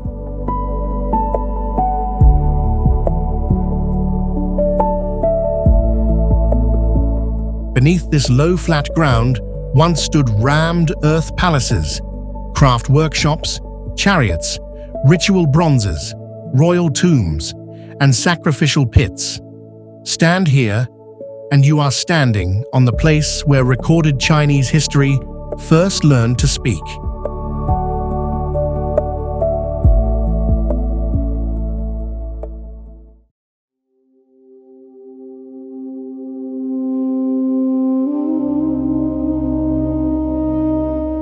In the southwest of Beijing, the Lugu Bridge crosses the Yongding River on ancient stone, with carved lions watching from both sides and more than 800 years of weather worn into every slab.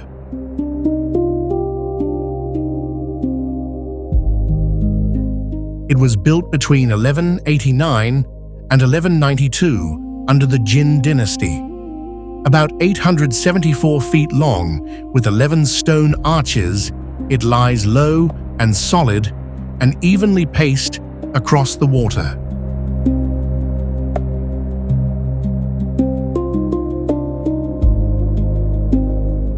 Its most famous feature hides in plain sight. Hundreds of stone lions line the railings, and many of the larger ones conceal smaller lions tucked onto their heads, their backs, their bellies, and their paws, so no one has ever quite agreed on the true count.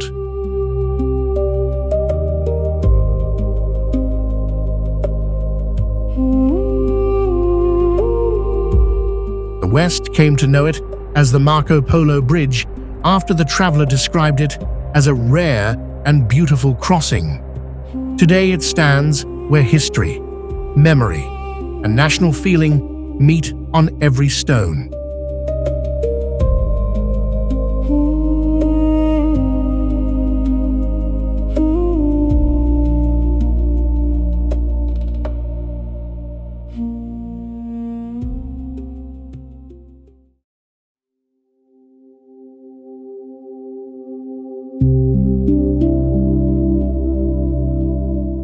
Near Dunhuang, in Gansu province, an old Silk Road town rises out of the desert with yellow earth walls, broad gates, and curved wooden roofs that look ancient at first glance.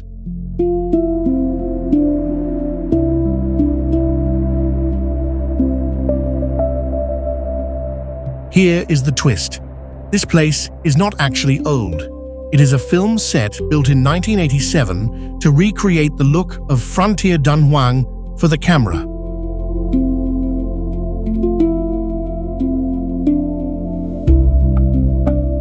It sits about 15.5 miles southwest of the real Dunhuang, close to the tourist trail, yet it still holds the lonely feeling of an outpost lost in the Gobi.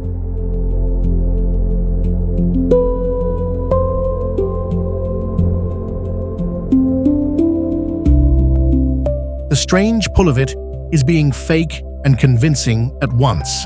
The set does not copy one real building. It conjures a whole Silk Road town of gates, streets, and towers, and lets you picture the merchants, envoys, and soldiers who once moved through the real Dunhuang, gone now except in scenes like this.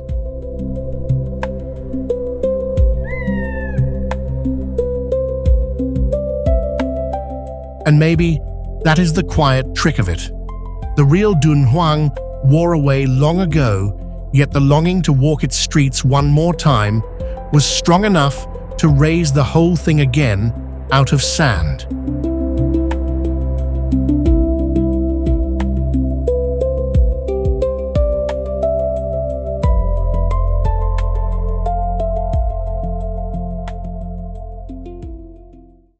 Across one vast country, this is what we found.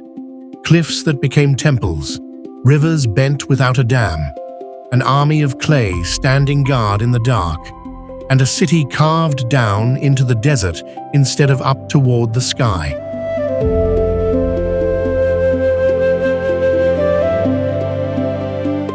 Some were raised by emperors who feared death, some by monks who wanted to calm a river, some by ordinary families who only wanted to keep what they loved safe for one more generation.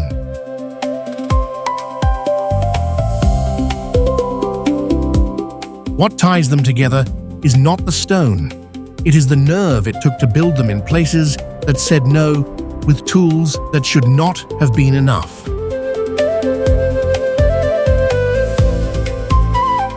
The people who made them are long gone, their names mostly lost, but the things they could not stop themselves from building are still here, still standing, still impossible.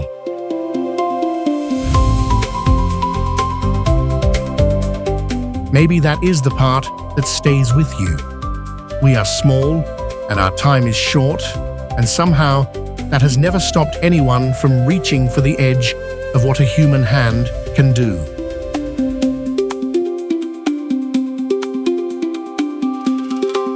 Thanks for traveling all of China's ancient wonders with us.